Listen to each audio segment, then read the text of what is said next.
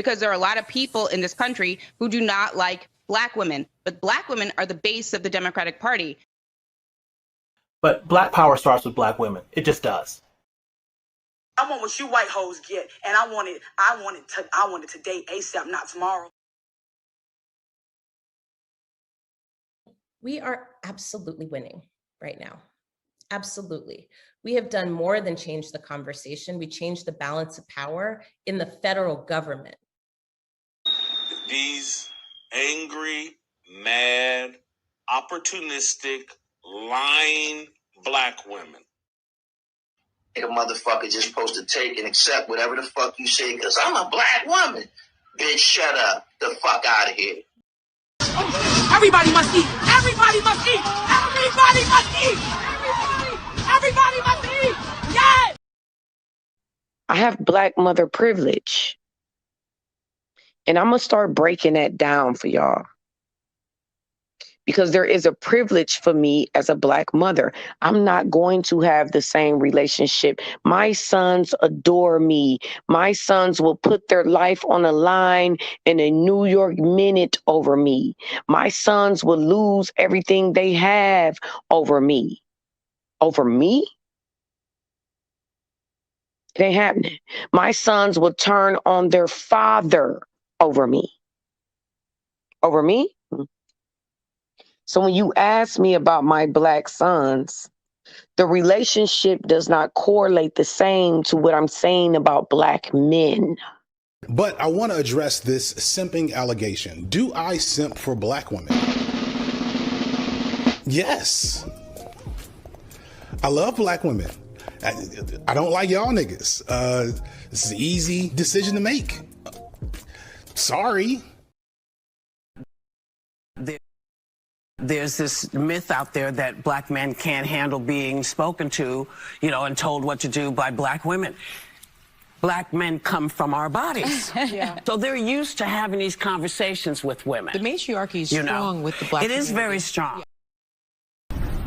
If you think I'm here to play around with y'all, God damn it, I'm not. All right.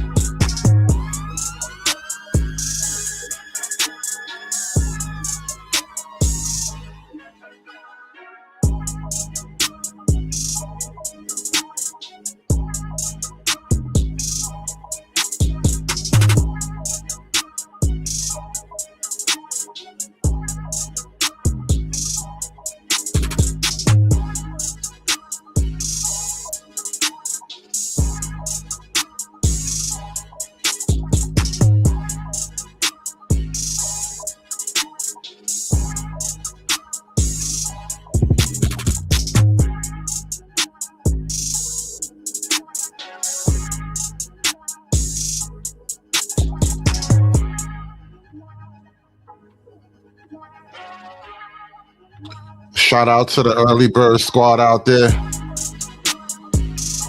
Who's up early, ready to go today?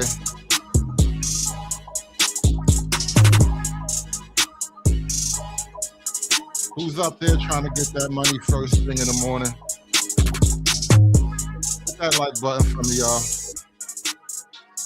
Let's get those likes up. Thumbs up, guns up. Let's go.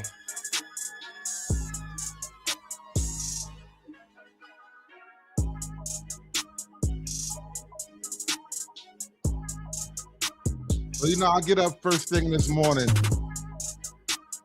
and I find some fuckery on my timeline.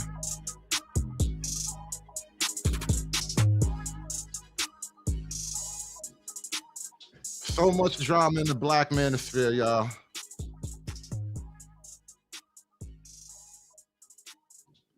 And you know, it's interesting actually. I noticed it's the 126. It seems like we're entering a new phase of the Black Manosphere. It's like Manosphere 5.0 at this point.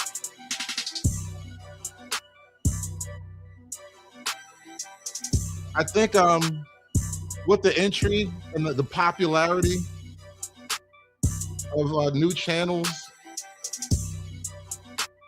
like this might be risky, the LaPeace Network. And then especially with Jeff St. James. I was just watching Jeff St. James have kind of a powerhouse panel the other night with Obsidian and I think guy Bruiser and some other gentleman. I forget his name, but I've seen his work before. He had a lot of big hitters on the panel the other night. But we are officially in the Manosphere's therapeutic era. We are in the therapy era of the Manosphere, y'all. Niggas trying to get right with themselves. Niggas tackling demons. Taking vows of chastity and whatnot. We're in interesting times, y'all. Really, really interesting times in the Manosphere, man. And I'm noticing while the adult OG Manosphere is growing and evolving, taking on new forms, attempting to live in a different ecosystem. It's adapting to a new environment and whatnot. The essence of the red pill is actually permeating below that first wave, that older generation, the sort of 40, 35 and up crowd of creators. There are even a lot of younger creators out there, the Gen Z, the alphas. We're going to take a look through a lot of this stuff today. We got a lot going on today. And of course, we got to talk about this nigga Signifier. He just, I was just watching him do an interview with, an appearance rather on these youngins podcast, what they call the Jam Boys or something like that. And he basically accused Kevin Samuels of being anti-Black, which is, ironic, at least. So we're going to get through all these things, y'all. We're going to get through a lot of this stuff. Hit that like button. Show is just now starting, man. Appreciate y'all coming out. Let's go, y'all.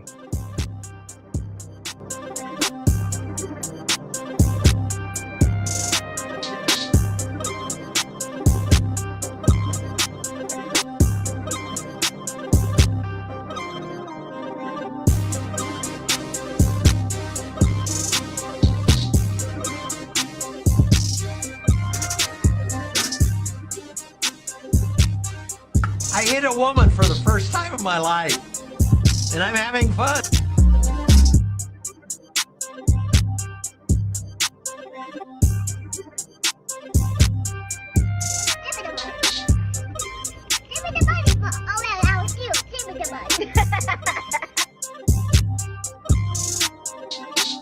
Good women are dead. Evil bitches, rise up!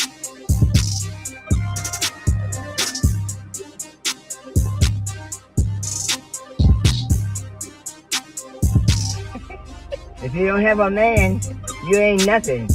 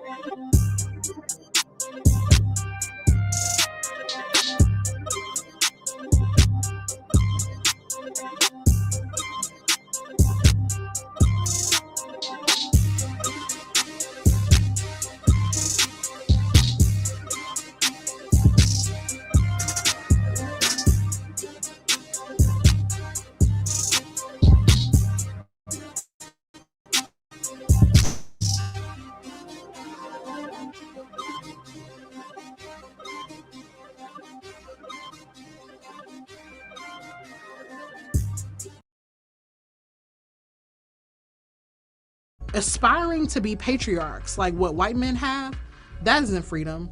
That isn't going to help anybody. It's certainly not going to help Black people.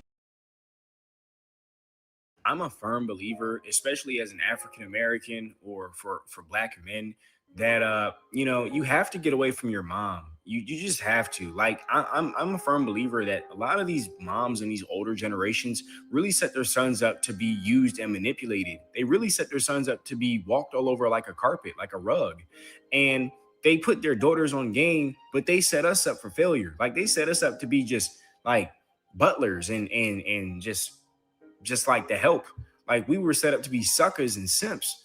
Like it's crazy. You got to get away from your mom, and it lowers testosterone too. So yeah, not the greatest move if you still around your mom for real. Like what she gonna do? Breastfeed you? Like what? Shout out to the young generation out there, man. As much as they hate the idea, the very essence of what the red pill and the manosphere really exist for, the idea is undefeatable. You give young men just a whiff of freedom, just a taste of raw masculine posture, just the very idea that you can just do things. Like you just tell young men that, listen, kid, I don't know if anybody ever told you this, but you have balls. You can just do things. That's literally what your balls are for doing things. You have them, do things. And so now that the young men have heard that message that I have balls and I can do things, there's no going back. They will be doing things. I'm a firm believer, especially as an African. Oh, wait, wrong one. My bad.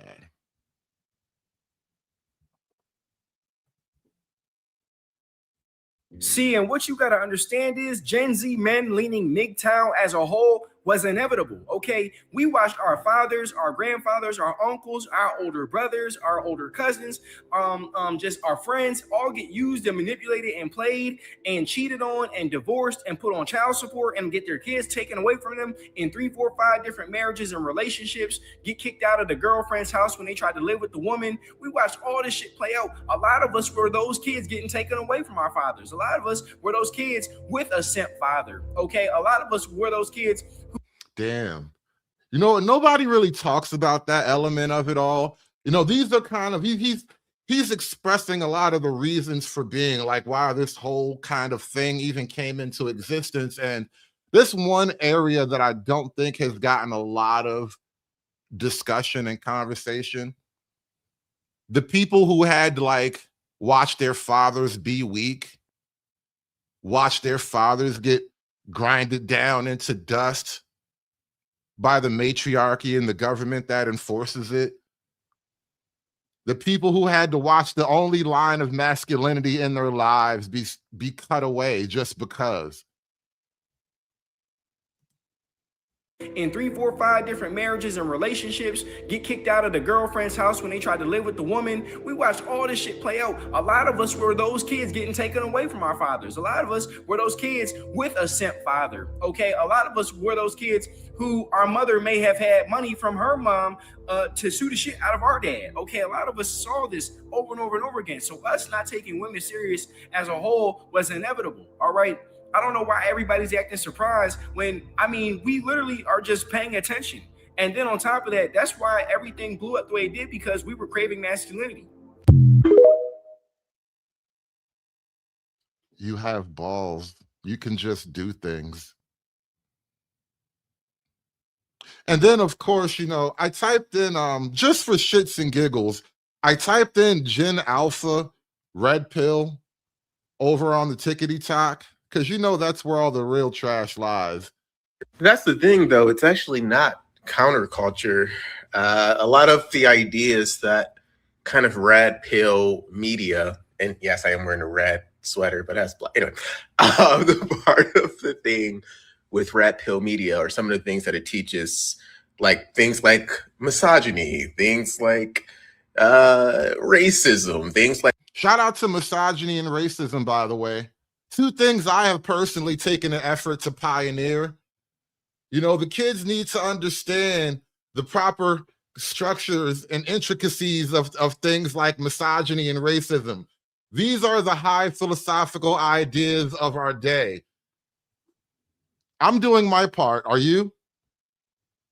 Homophobia, these are not counterculture ideas. These are things that have been... And of course, good old-fashioned homophobia. Misogyny. The holy things three. The holy trinity of modern philosophical thought right now. Misogyny, racism, and homophobia.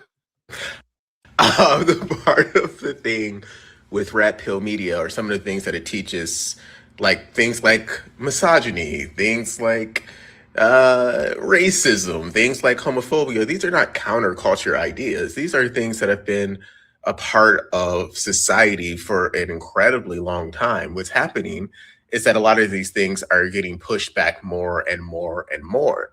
Now, if you want to talk about are there issues with the left, like the far left in particular? Absolutely. There are so many flaws with the far left. If you are new to this account, if you've been following me for a while, you already know I talk about identity politics from time to time. If you are new on this account, I have said before and I will say again, identity politics have gotten way out of hand. It has gone way too fucking far. It has fallen off the deep end. You have a lot of people on the left who use the LGBT movement and use Black Lives Matter and use Me Too in very disingenuous, self-serving ways that has nothing to do with the movement at all. I am confident that some of you have seen on your social media people who are like, oh, cash at me or Venmo me because I'm a Black queer, blah, blah, blah, blah, blah. And it has nothing to do with any kind of movement. It has nothing to do with anything but them as an individual and them using their identity in a very disingenuous way. So I think that is a huge problem with the left. But make no mistake, this idea that the reason you're not where you want to be in life is because all of these damn liberals or leftists is also absurd. Again, like a lot of the ideas that red pill media tries to teach you, again, things like misogyny, things like transphobia, homophobia, all the things, these are things that's not counterculture. Like that is not counterculture with what genuine people are. No, these are classical civilizational pillars. We are returning to tradition. Trying to say on the left, the ones who are actual leftists, I'm not talking about the bad actors who have kind of taken over social media. I mean, people who are sincerely actually left. A lot of these people genuinely just want equality. The idea... It sounds like he's talking about, the FD signifiers of the world, the genuine leftists. They just believe in this new age, new era utopia thing. One of the problems with the right wing is this obsession with trans people. Oh my God, the bathrooms is a thing. It's like that's not really a thing. Like, you know what I mean? Like, it's the same thing. Even 10 years ago was gay marriage. It's really a thing. One of them are in Congress right now trying to invade the congressional ladies' room. They had to make a whole thing about it. Like, listen, dude.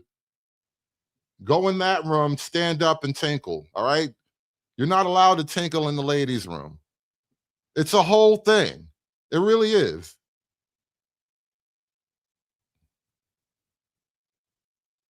I just wanted to show you what I was doing when my live got taken down. I was saying that I was doing an impression of red pillars, who make podcasts and Manosphere content for Generation Alpha to be indoctrinated in misogyny. So here it is, and this is what got taken down on live when I got banned for a minute.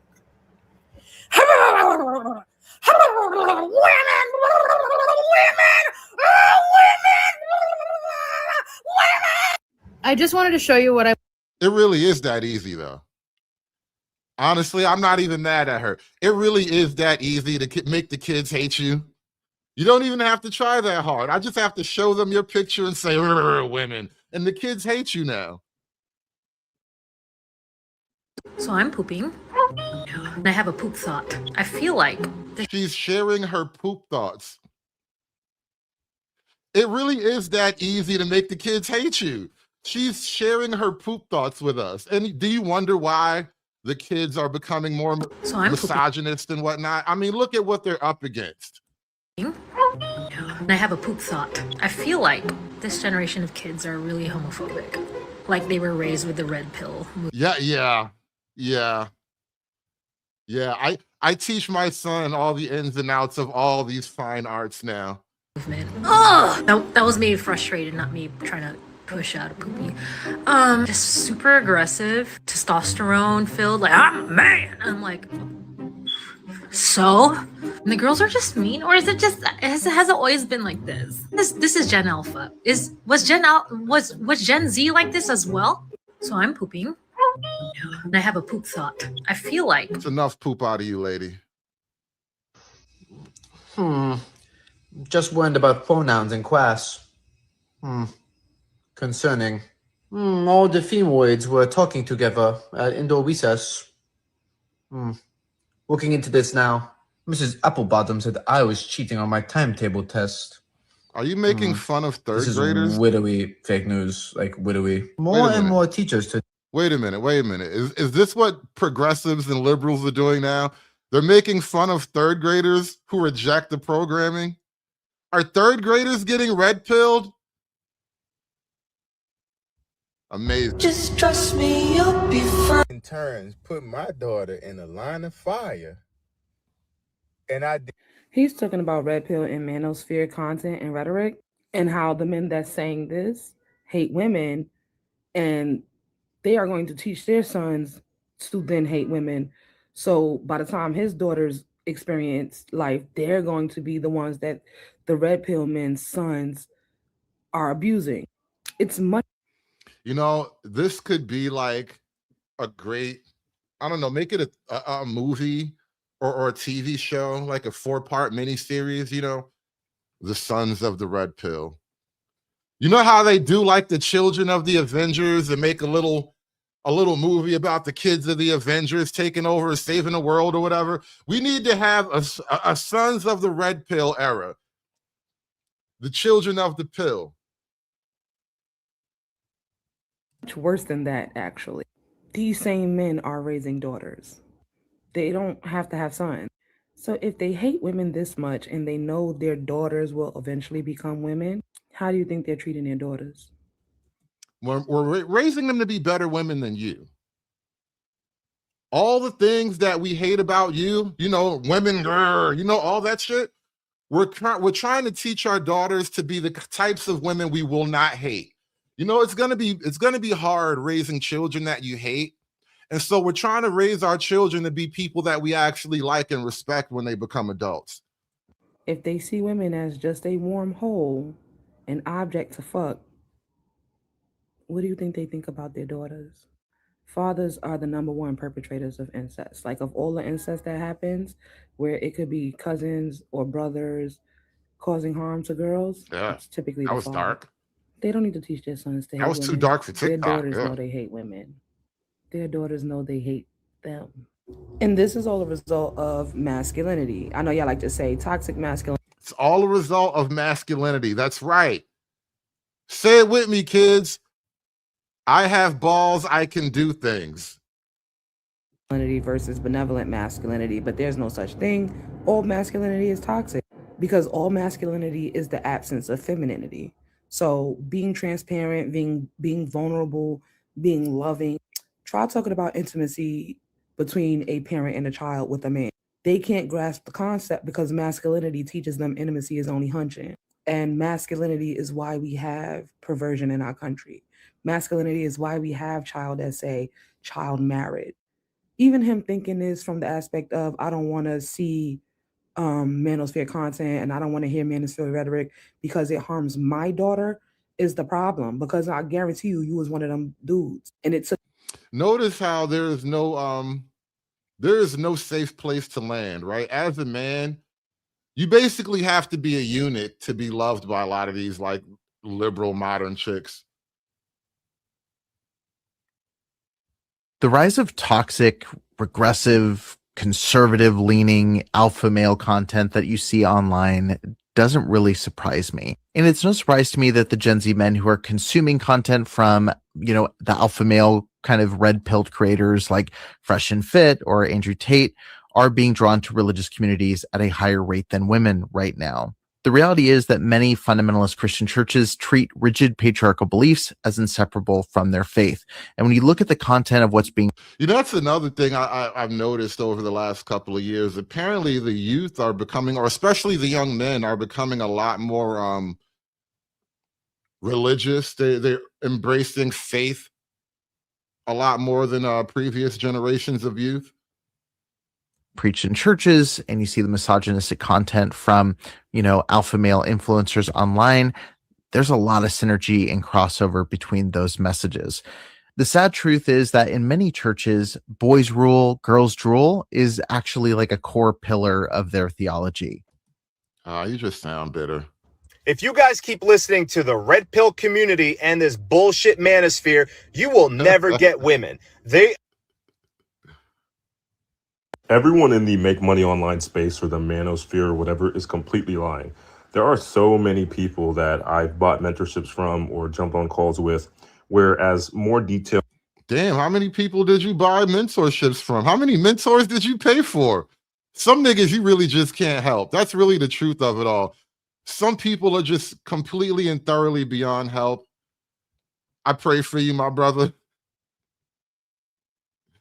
But I want to jump over here to what's his name now, because your man just can't stop, won't stop. Shout out to FD Signifier, always a source of great rebuttal content. Oh, yeah, the Manosphere. Oh, Lord. Me and the Jam Boys talked a couple of weeks ago, and this short has me back in the Black Manosphere world, and I'm rubbing my face just like I did here. Let's listen to what I said about Kevin Samuels. I had people I went to school with that were becoming Kevin Samuelites going into their 40s. I'm like, nigga, you too old. Yeah, Kevin Samuels around the time it got so bad, their kids our generation that was really on that Kevin Samuels shit because it created that line to the Tates of the world and everything. Right. The red pill has broken out of its allegedly bitter old guy cage, and now the youth are pilled up. The kids are fully pilled up. At least 10 to 15 grown ass niggas just online bawling their eyes out. His core guiding principle was anti-blackness. Mm-hmm. Yes, period. Mm-hmm. And it just so happened, as a black man, he aimed it more at black women. I remember the day I haven't talked about the Black Manosphere.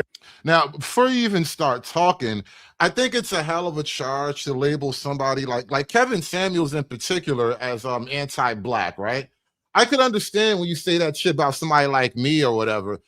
When somebody who's just a hardline conservative right-wing guy, I understand why you might call that person anti-black. But Kevin Samuels, I don't recall him doing a lot of favors for white women. When you get into his online dating group or whatever, it was a black group, and his mission, his whole raison d'etre was basically I want black men and women to work it out and get together. And not just black men and women, but in particular, that kind of educated middle to upper middle class professional crowd of black men and women.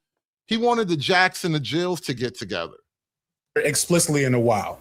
And part of that is because they kind of died. They had their moment, and after Kevin Samuels died, literally, they didn't have anybody charismatic enough to carry that torch. The most successful Black Manosphere figures, whose names I won't name here, kind of tapered off into other spaces a little bit. What you have talking about you, Obsidian, left is their weakest soldiers.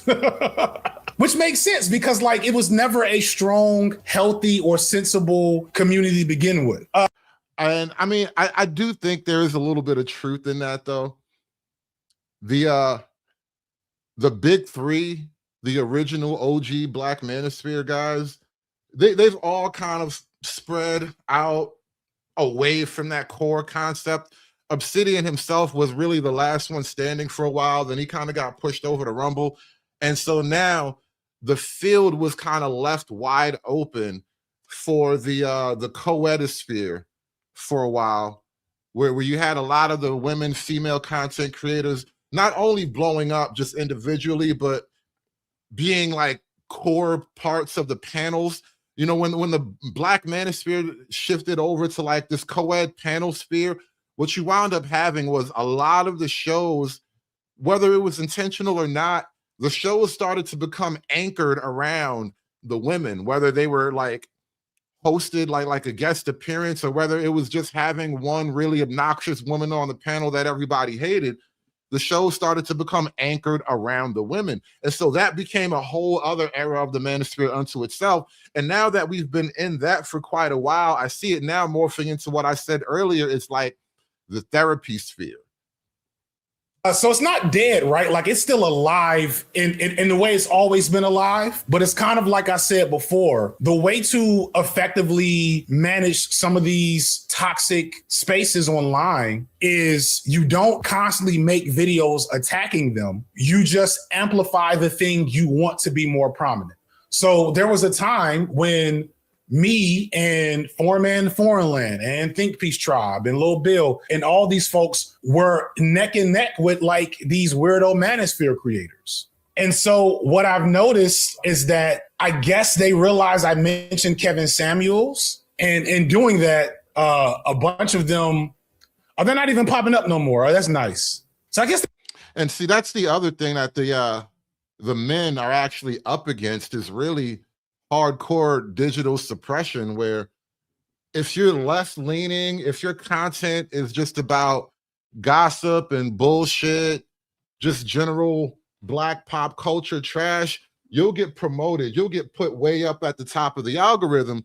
But if it's a little bit too right-leaning, if it's too masculine, if you let your nuts drag a little bit, you get pushed a lot further down in the algorithm, up to the point where we even had like a wave of Manosphere purges. Going back to the OG Manosphere, that's kind of how the Black Manosphere became sort of the main Manosphere for a while. They purge a lot of the OG content. And so a lot of these men were just up against asymmetric warfare, basically. They don't pop up it's interesting. They don't pop up when I search my name. Here's one of them. Here's one of them at the bottom. I'm not gonna click, and we're gonna blur this out in the actual release of this because I refuse to give these dudes the attention they're looking for. Their desires for attention. Because if you ever like engage with the hardcore Manosphere dudes, they're the most embarrassing specimens of men. Chat, give me some words that don't venture into troubling spaces to describe Manosphere. Losers? We can do losers. Cringe. Yeah. Gormless? They're cringe, pitiable figures. What is even gormless? Sounds, you know, the left wing is a culture unto itself. They have a weird sub language. Don't try. Just let it go. There's an old Signified B-sides video, very old one, when I first did my first anti-Manosphere videos, the one where I specifically talked about Kevin Samuel. I went to a 12-hour Manosphere stream. There's this dude, you see I blocked his face out. He looked like a broke Cat Williams. He couldn't. No. Bro, that's DJ Kuda. I can see through the digital blur. That's Kuda. No. Whoa. You didn't blur it hard enough. Don't you hate when a nigga put the blur on, but it's not blurry enough? Like, you should have just whited out the whole screen, damn it. I can see the nigga. God damn, this is dirty. This is filthy work, man. This how niggas get you. I can see that is definitely Kuda though. Be more than, because I know Kuda be doing 12-hour, 14-hour streams from a strip club in Thailand or whatever the hell that nigga be doing now. 5'4". Shout out to all my short kings. But he's like a 5'4" passport bro. And he spent 12 hours streaming about me and making funny faces at the camera. Well, y'all know I'm an intersectional feminist, and I'm not afraid of male intimacy. Whoa! Right, like if he's... Damn. That was the bar, FD. Hola, FD. He did catch you dropping a bar right there. What was that? Spent 12 hours streaming about me and making funny faces at the camera. Well, y'all know I'm an intersectional feminist, and I'm not afraid of male intimacy. Whoa! Ooh. What does it mean when a big 200-pound nigga with dreadlocks says he's not afraid of male intimacy? Right, like if he's on vacation, why would he spend 12 hours talking about it? It was just really sad. There's a reason why most of these Manosphere people do not show their faces. They have the most cringe avatars. It's because like it's just a really sad like existence for them. But shout out to the cringe avatar gang. Soon as he said that, I felt attacked. You know, shout out to the cringe avatars out there. But if you let them tell you, it's because what they're saying is so real and provocative that they can't show their faces for fear of being targeted and reprisal. Oh, the most embarrassing one. I forgot to mention this. Hold up. Everybody knows I don't show my face because I'm horribly ugly. The most embarrassing one is Crank Lucas, who I guess I won't hide Crank Lucas's face, but this dude, y'all, if you've been on the internet for a while, then you've probably seen this dude. But as I'm looking at these titles, should women focus on their purpose before marriage and motherhood? He wouldn't marry her after she refused to lose weight. He nursed her back to health, but she still wants to leave. We see where this is going. He used to do like comedy hip hop skits. But, you know, that's hard to do. It's much easier to do, you know, cringe, rage bait, gender wars content. Crank Lucas is in Manosphere now? I didn't even notice that. I guess these chicks is getting on everybody's nerves, man. It's not my fault that the average modern woman as a class are just becoming more and more unlikable by more and more guys. People who would have never done anti-woman content before, they're like, you know what? These hoes getting on my goddamn nerves too. Yeah, he did rap impersonations and it was good. Like, this is good stuff, but this is hard to sustain.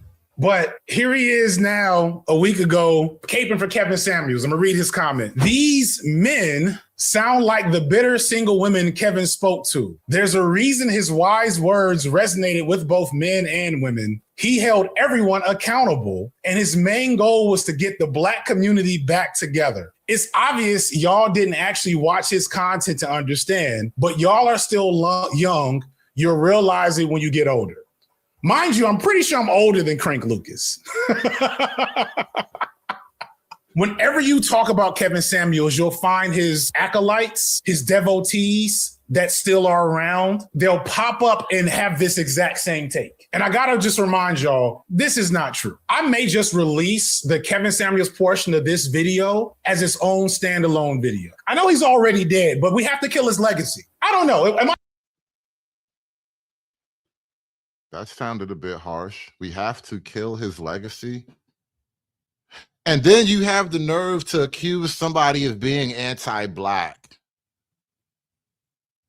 And this is why there has to be a war, a winner take all, no survivors type of war. Because ultimately what FD Signifier is really rallying the troops for is ownership of this frivolous, gay, effete, urbane Black identity. This progressive pseudo nigga. This performative Black nigga. This is what they want to hold on to. They want this concept of Blackness to be firmly held by unserious left-wing people who don't actually have thoughts that don't revolve around racism. People who can't actually see the world unless they're looking through a bitter lens of 400 years we was enslaved or some shit like that. They have no conception of the world outside of the white man did something mean to me a long time ago. And so they want to hold on to the very identity of Blackness, because what's happening online right now is the identity of Blackness itself is being challenged by Black people who don't want to be gay just to be Black. They don't want to have to be Mexican just to be Black. They don't want to have to be African just to be Black. They've been Black all this time, and now you're telling them they got to be an African or some shit. They've been Black in America way before all these other pseudo identities popped up, and now you're telling them that they're doing it wrong. And so we really are having a battle for the identity of Black people right now, led by Black men coming out of spaces like the Black Manosphere. Because whether you think it's about hating women or not, that's really just a surface level issue of it. These are deep existential ideas that Black men are grappling with. And, being mad at the Black woman is just one little element of it. Doing more harm than good. Yeah, actually, I did that. Nah, because the reality is, just like I was just saying earlier, the reality is if I re-put this out there brand new, it's just going to give the Black Manosphere folks another opportunity to try to whitewash and sanitize his history. The more you fight back, the more you lose, bro. It's not going away. Are you going to start making videos dissing the children now? Are you going to make anti-third grader videos because the kids are too red pill? Because for the most part, people that already know who Kevin Samuels was. The first thing to remember about Kevin Samuels is that he was a fraud. He did have a degree in like chemistry or something, but he barely ever used that. He ended up in sales. And then he got a second job as a waiter at Papa's Corporation. So the whole thing about him being a high value man and like trying to be a image consultant and all that stuff, none of that. That was what he said online. He was very much a brokey before he blew. The nigga was in sales and he was a hell of a salesman. Up on the Black Manosphere. People in Atlanta will tell you he used to hang out at Lenox Mall in front of Neiman Marcus. He was trying to hustle. He was trying to hustle his way into what he eventually became, which is an image consultant. That was his goal, was to be an image consultant. He would hang out in front of Neiman Marcus in his little suits, and he would offer to personal shop with people. His initial goal was to be like a fashion influencer. Welcome to another edition of Life and Style by Kevin Samuel. Again, if you like what I'm doing, what are you going to do? You're going to go ahead and click that YouTube subscribe button.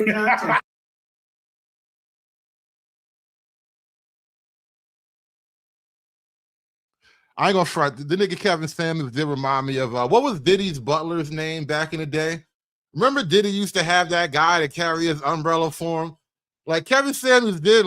He swear to God, he reminded me of that nigga that used to carry Diddy's umbrella for him. But everybody started somewhere. Bad hair. Oh, he was a geek. He was a chemist. That was his original content. It's probably still, I doubt it's still on this channel. Let's see. Oh, nope. It's all still here.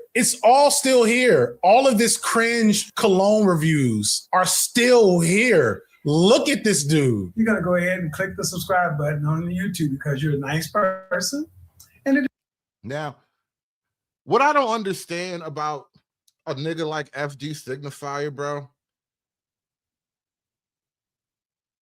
you can't make fun of Kevin Samuels being like less than manly when you don't believe in masculinity anyway. How are you going to make fun of his lack of masculinity when you don't believe in the shit? And this is what I mean about these people. When you think about it, like, these niggas love gays so much, and then will make fun of a nigga for being gay at the same time. It doesn't cost you one dime, and it helps you make little pieces of pennies. Is this your king? Is this your king? Nigga, he looks liberal like your homies, though. You laughing at the nigga when he was at his peak progressive, when the nigga was his most liberal, when he was at his least masculine, his most progressive. You over here like, is this your king? Nigga, that's your king. That's the masculinity that you believe in, though. The safe, non-threatening, I don't even believe in facial hair type of masculinity. Oh!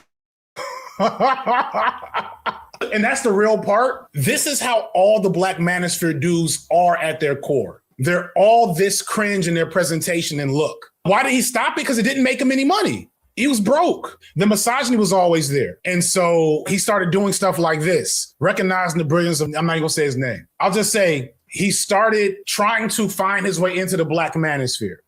So he did that for a little while, but the Black Manosphere, for obvious reasons, rejected him. They thought he was corny. They thought he was lame. They thought he was effeminate. They made fun of him. They said he was actually gay, et cetera, et cetera. Niggas said all those things.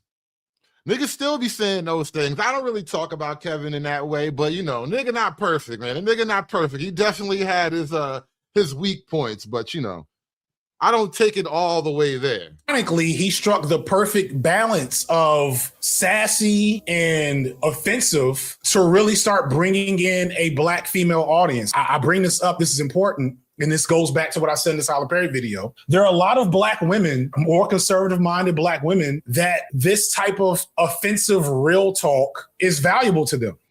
Why would you call the Black women conservative-minded, though? Why make the assumption that these women are just conservative-minded because they called in? As far as I know, they were just girls. And women generally, most women aren't that conservative anyway, especially Black women. Like, you just slandering them because they called the show now, which again, now you just want to pick on people because they talk to a nigga you hate, which is like very feminine at its core anyway. So he started really blowing up, and this is the infamous video here where he calls the girl average at best. And from here on, you start seeing these numbers go big. But you can look, this cologne stuff back here was not getting crazy views. 5 years after his blow up as the king of the Black Manosphere, so many of these videos do not have over 100,000 views. But when he started, you know, the thing is, FD Signifier, he's calling Kevin Samuels the king of the Black Manosphere or whatever.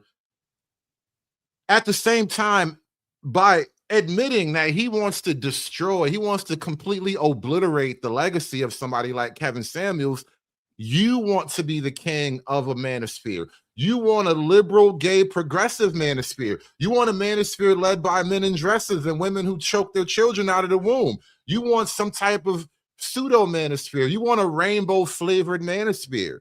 You want to be king of the gay manosphere. Starts talking about women and putting Black women on his thumbnails. Boom, right here. Gold digger wants to be a wife. 717,000 views. Educated women think they are better than blue collar men. 872,000 views. And that was the key. This is also during COVID. Yeah, he started rage baiting. He started rage baiting Black women and Black men alike. But rage bait works. People love rage bait. They do. So this idea that he just wanted to do well for the Black community is just false. It's just false narrative. It's something that these musty, gormless, pitiable, I love it. Thank you for all those words earlier, chat. How does you promoting rainbow-tivities help the Black community? How does engaging in rainbow-tivities help the Black community? You see, the people who swear they want to help, they don't actually want to help. They just believe in shit. It's like they have a religion that they're pushing on you and calling it Black. And then they say, oh, you're not helping the Black community because you make the women feel bad about the horrible things they've done. Yes, yeah, that's what you should do when people have done horrible things. They feel bad about it and then they stop doing it, and then we all get better for it. Musty, gormless, pitiable, cringe, Black incel types tell each other and themselves to take away from the reality of the situation. So they'll come and tell me, a man who's been happily married for going on for over 20 years now, with all these things that they desire. That's what Kevin Samuels actually wanted. But no, I mean, he might have said that. I'm sure Kevin Samuels, I know for a fact Kevin Samuels was pro-Black marriage, but he wouldn't say that in like a useful, functional way. You know, this is another thing I realized too. FD Signifier is a wealthy communist who believes that Black people live in a world of white supremacy and oppression. How did you dodge all the supremacy and oppression and become a wealthy communist? Like, the contradictions really are endless here. It was really just patriarchy and conservatism. The other thing I forgot, let me get back to this, is that he was a Black Republican. Yes, he was Black MAGA. Did y'all watch Kevin Samuels? And the answer to that is no, they didn't watch Kevin Samuels. They watched maybe his shorts that went viral, where he raged. Black Republicans don't get black babies sucked out of the womb. Black Republicans are not about tearing down the black family unit so that women can be free and happy. Black Republicans don't believe in supporting independent women who can live apart from the men that they have children with. How are these things bad for black people? This is like children who refuse to take their medicine. And there's only so much sugar you can put in the pill. At some point, you just got to take your medicine. Baited black women. Shout out to Crank Lucas. I hope he can get back to making more meaningful content. But the reality is, this is who Kevin Samuels actually was.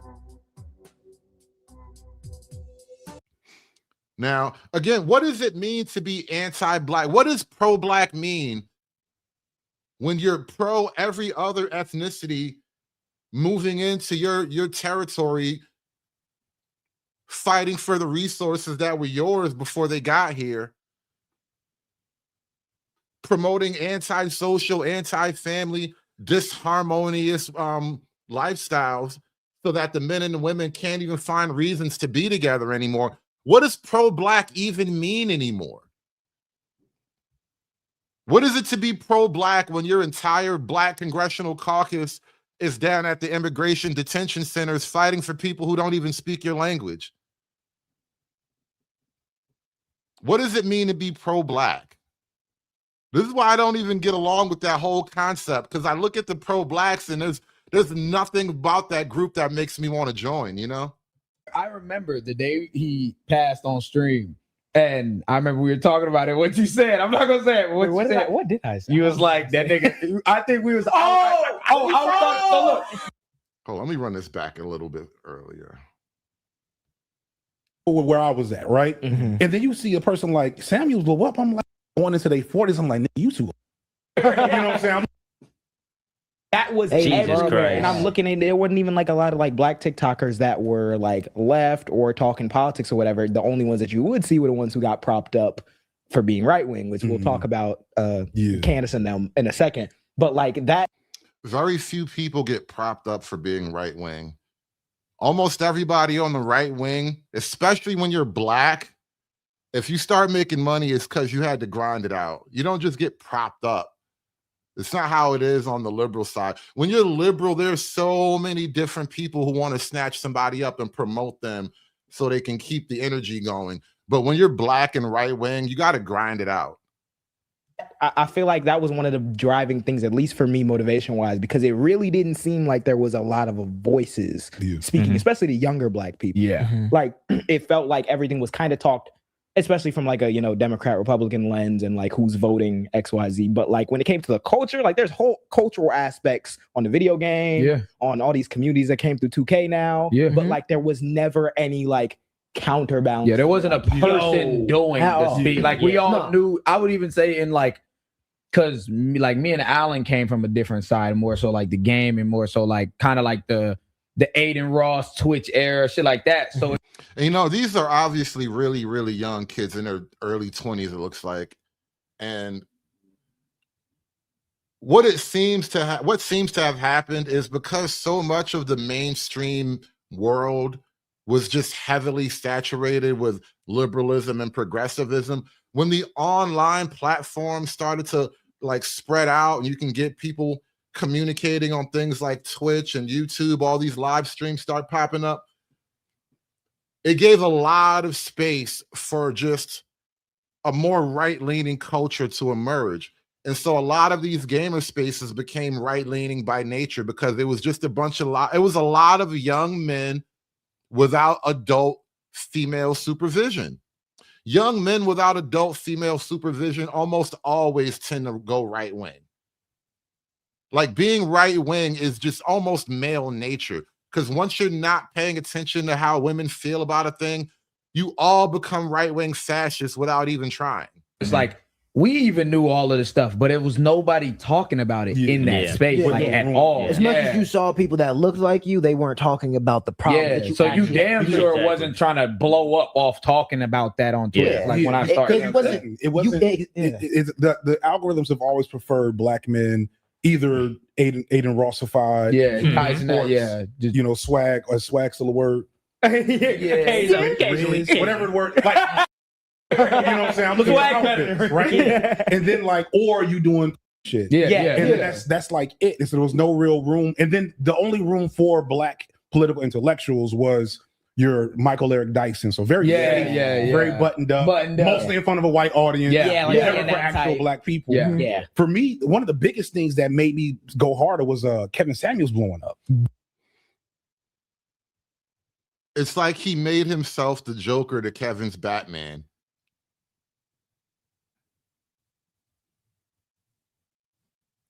And again, look who he's sitting with right now. The youth, the Gen Alpha, the Gen Z. He wants to take the mantle. He wants to be the leader of the men now. The problem, though, with being the leader of the men is you don't have a proper conceptualization of what masculinity is, what it could be used for, what it should be used for. All you really have is a critique of masculinity, but you don't have a proper application for it. Even as you make enough money to keep your woman home working without working, to provide the complete patriarchal protected nuclear structure that you've made for yourself, you do not believe in that structure for everyone else. That's the irony of it all. If every other man wanted to make enough money so that his wife didn't have to work and he could pay all the bills and make all the rules, you would say he was being misogynistic. So that was kind of like, I think that's when all the gears, that's when all the gears started turning. Right when Bill passed away. All the gears started turning. I was like, no, I can't. This is crazy. And I had homies, I had like people I went to school with that were like becoming Kevin Samuelites going into their 40s. I'm like, you too old. 40s is that's how the shit was. It did take a hold, because he was like he was like almost in the forefront of the red pill movement. I wouldn't call him the forefront, but the Black Manosphere is actually older than the red pill, believe it or not. That started like late 2010. I'm sorry, late 2000s. Like I said, when black feminists got there first, don't nothing attract the worst nigga in the world like a Black feminist. Everything they doing to post about it. Right. And so they followed that movement, and that like they were there like simmering below the surface for a long time. So Samuels, the irony was a reject of the Manosphere because they thought he was kind of effeminate. And he was funny. He was also like not good at talking. His early content is embarrassing. If you ever, I haven't seen the early. I've only seen like the later. I've seen like a few of his early stuff, and I'm like, how did this dude get here? I'm like, by disrespecting Black people. That's the only reason why he blew up. And so when I saw that, and because I know most of the men in my world are mostly aligned with me. They might even be as far left as I am now, but like they were comfortable with where I was at, right? And then you see a person like Samuels blow up. I'm like, where's the counterbalance? Exactly. I guess it's got to be me. And to be fair, he has done a great job of running up the numbers on YouTube. But when you say counterbalance, this is the problem I have with it. Balance in what way? How does a guy like FD Signifier see himself as being a balance to the red pill? In the sense that Kevin Samuels, at the very least, he ministered to men and women, if we're going to use that term. He started out talking to men. I remember there was that one infamous moment where he literally asked the dude, "How big is your junk?" Because niggas complaining about not getting women, and so Kevin is like picking the dude apart. He's like, so you up here complaining and you can't even please women? Like, he was really going crazy. It was a wild, sus moment for real. But like, after that, he started putting that same heat on women. And so my question to a guy like FD is like, what is your program for men or women, by the way? Because you're not really balancing anything. You just kind of a communist critique. You don't really offer a way forward. You just offer a way to tear things down, but you have no way to build things up. Like, what is your recipe for building a modern man? That's literally the thought process. Because literally, Kevin Samuels around the time like it got so bad, like their kids our generation that was really on that Kevin Samuels shit because it like created that line to like the Tates of the world and everything. So I remember even seeing like when I seen he died and I seen like what the We're on stream. what the actual we went on stream what happened, and when I seen what the online discourse was, I was like, I ain't never seen some of you niggas this broken up about like man, like what are we doing? It was the clips that I was seeing is some crazy. It was. You know, as much as you were blown away by how men were acting, a lot of the same men were blown away by how a lot of you people were acting. Again, how were you guys pro-black, but you couldn't wait to piss on a black man grave who never did anything anti-black? All he tried to do is get black men and women to like fall in love and marry each other. And as soon as he died, you niggas started twerking on his grave. And then you call yourselves pro-black. Niggas are literally having a barbecue, twerking on a black man's grave, and then they say, I'm the black hero. I'm the black man you should be like. As you masturbate over a nigga's death. Groups of full-grown men going out the street and marching for this. You would have thought he saved the black community. I seen like at least 10 to 15 grown ass just online bawling their eyes out because of Kevin Samuels. So sad. It's and he was a Republican. A lot of people don't know that. He's a Republican. I didn't know that. He's a registered Republican. Okay, wow. It sounds like I mean, it makes sense. It makes sense. You hear it if you think about it hard enough, because his core guiding principle was anti-blackness. Yes, just period. And you have to explain how his core guiding principle is anti-blackness, and this is what happens on a lot of these podcasts, and especially when you have these kind of echo chamber people. Like, I remember years and years ago, FD Signifier used to show up on other people's panels and have discussions. He doesn't really do that so much anymore because you don't really come off good when you have to fight your ideas in the public arena. When you have to stand there toe to toe with somebody who vehemently disagrees with you and tells you eloquently why everything you say is gay and retarded, you never come out looking good, FD. And so he stopped doing that. And so now what they get to do is sit on a perch and just say shit like he was anti-black. Again, if you were to say some shit like that about somebody like me, I would totally take it on the chin. I give a shit if you call me anti-black, but Kevin Samuels was very pro-black and Republican. It sounds like I mean, it makes sense. It makes sense. You hear it if you think about it hard enough, because his core guiding principle was anti-blackness. Yes, just period. And it just so happened, as a black man, he aimed it more at black women. Yeah. You know, and People don't even, and I remember the day he passed on stream, and I remember we were talking about it. What you said, I'm not gonna say it. What did I say? You was like that nigga. I think we was. I was trying to be correct. It's the funny. No, you good. Oh, I was literally making my first Manosphere video, and I just finished recording the section on him, and I went in something ugly because I was like, I know he's gonna come after me, so I'm gonna just have to go in. It is what it is. And then I literally stop record. I look like this nigga died. Oh shit! Died. Did it work quick?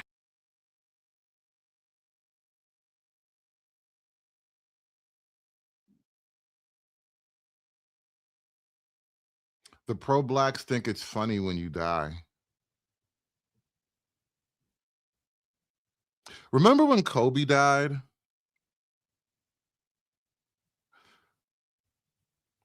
It's like the same venom that just came out of nowhere, right? The same hate that they had for Kobe, it's like they just passed that shit on to onto Kevin. And so it's like just remember how much they hate you. They'll almost never tell you to your face how much they hate you, but then when you're dead, they'll laugh and laugh and laugh. I record, I look like this nigga died.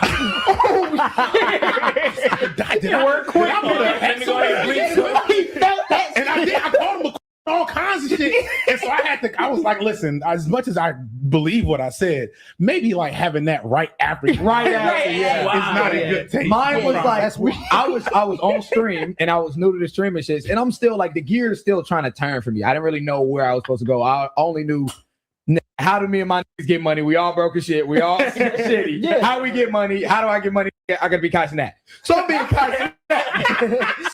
Now, mind you, Kevin Samuels was young and corny. He started out on the internet kind of corny too. He had to find his lane. That's how it is for everybody. So bullshit. I hear Kevin Samuels die. I'm like, hey, bro, y'all gotta chill. You know, hey, RP to my JJ come out of nowhere. That died on a girl. And I'm like, she like that bitch ass nigga died on a girl. I was like, he was like, all that shit that was talking. It's like, Yeah, bro. He died in the box.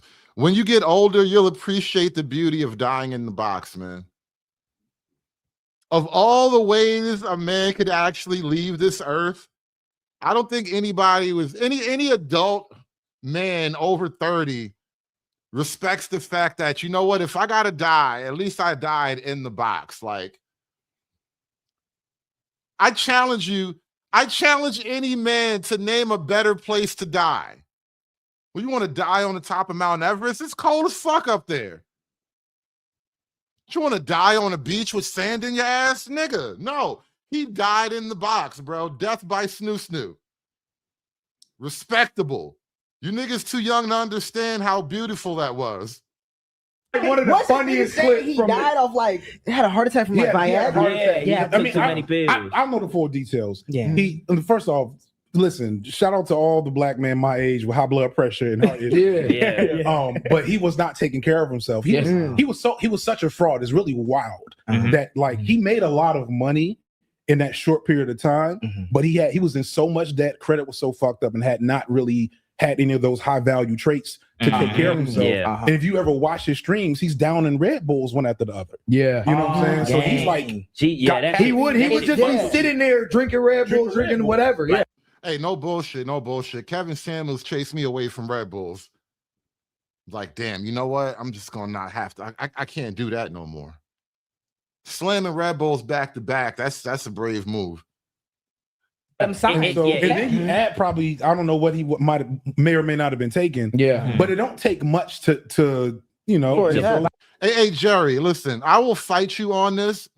I will fight you on this to my last breath. Dying in the box is dying in battle. And I will not elaborate any further. Dying in the box is dying in battle. That nigga Kevin is in Valhalla right now. Yeah, and the guilt of dooming your whole community and shit. Like, that's not good on the eyes, gang. He was already talking about like previous health issues. Like I think he had like cancer before. Like, I think he did. Yeah, he did have cancer. Yeah, he survived cancer. Man, I feel like he is. And it's crazy how he like the nigga didn't take care of himself, bro. He just beat cancer. Can you get off his dick just a little bit?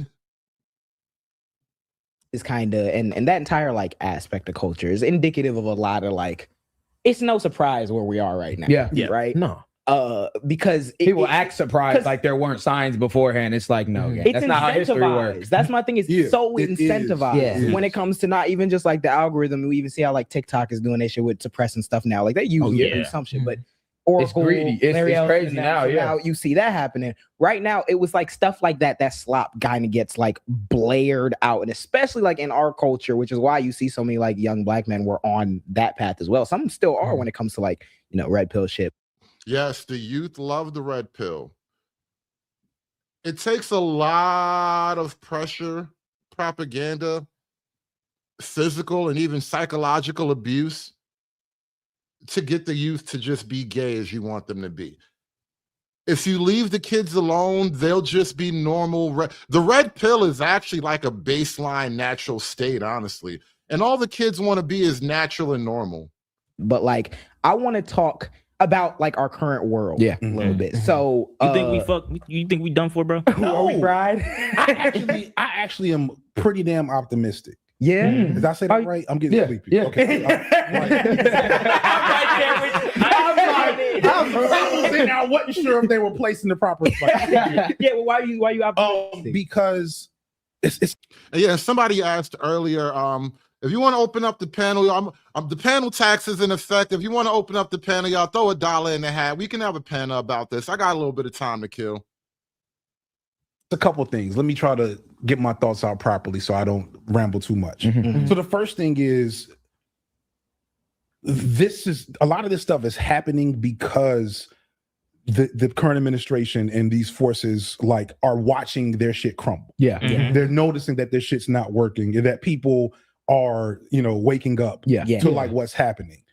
Waking up to what? I mean, people are actually attempting to tear down this liberal facade that you're trying to wrap the world in. The world is not naturally progressive and liberal and gender fluid. Gender queerness is not a natural state of man.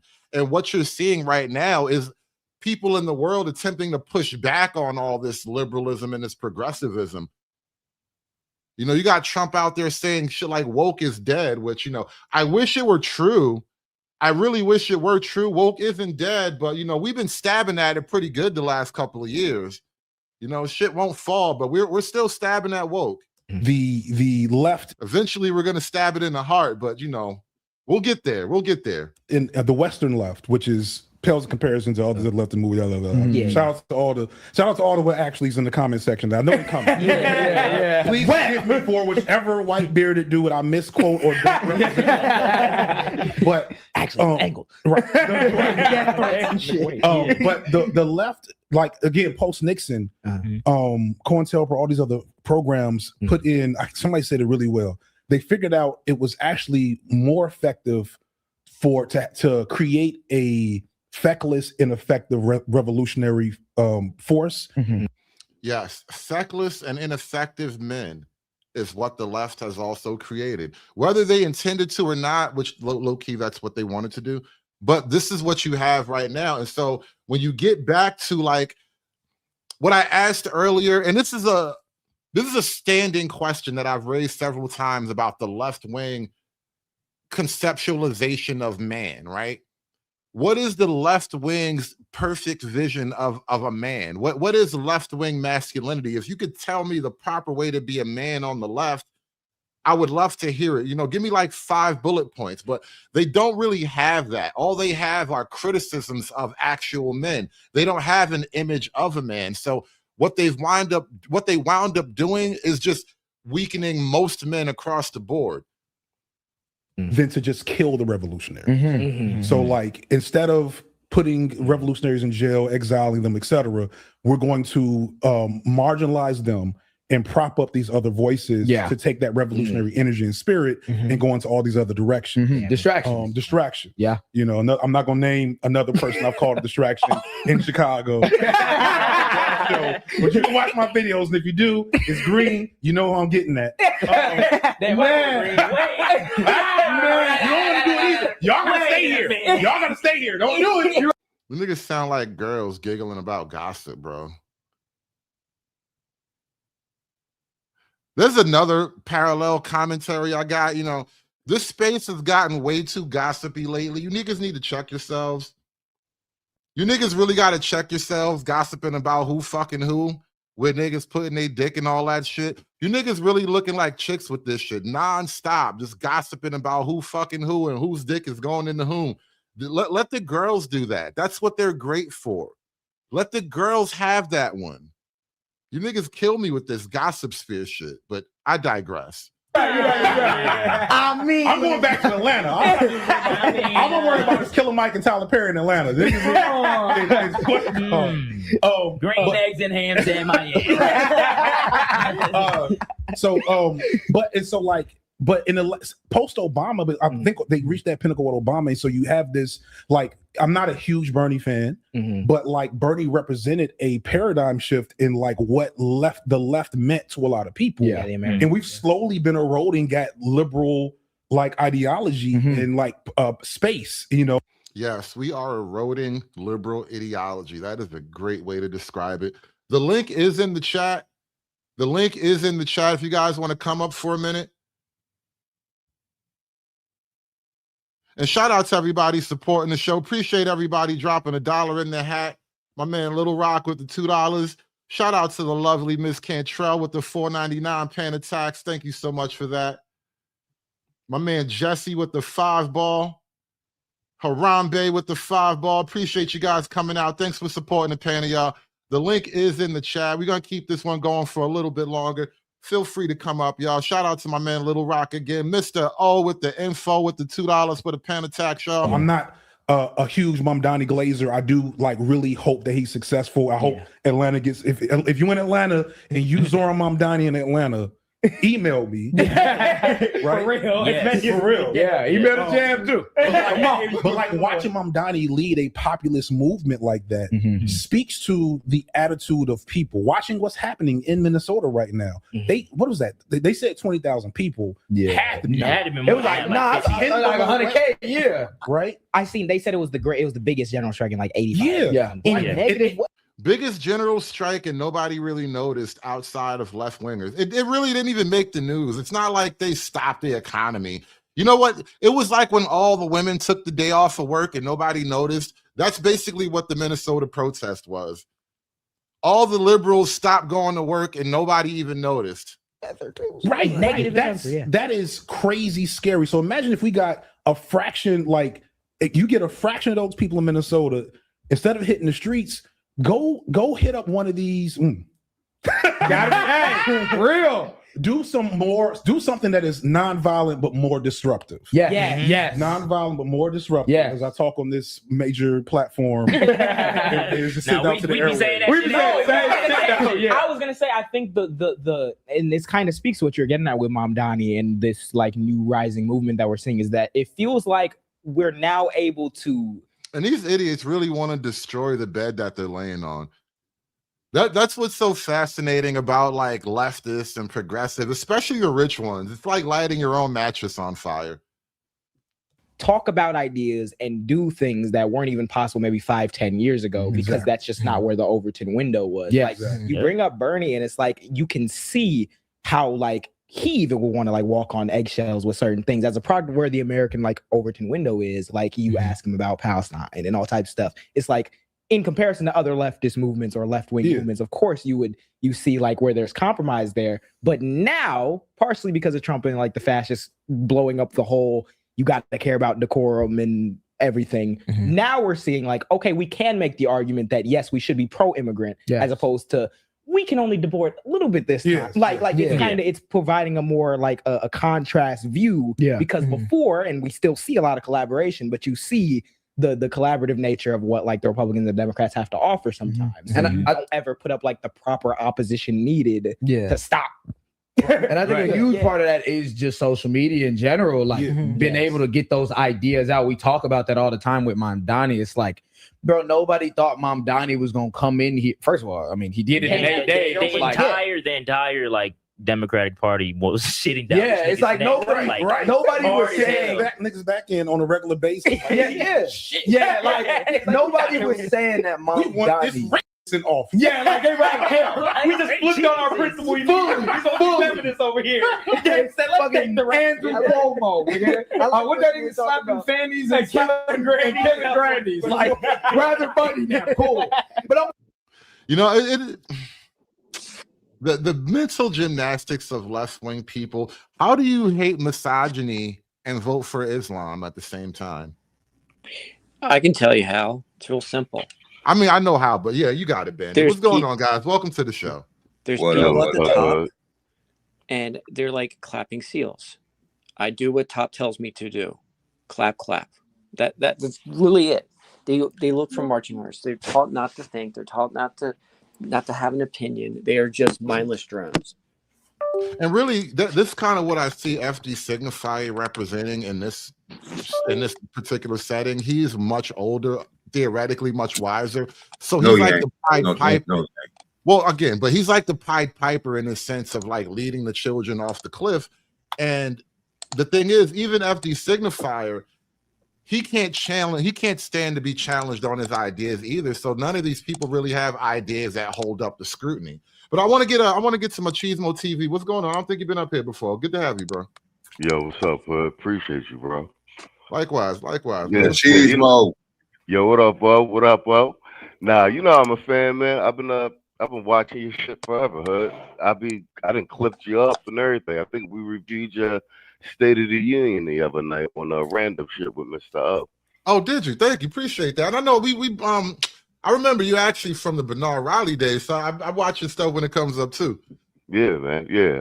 Nah, you got some of the best commentary on stuff. You done mastered the whole political tongue-in-cheek troll and shit. It's pretty good. Yep.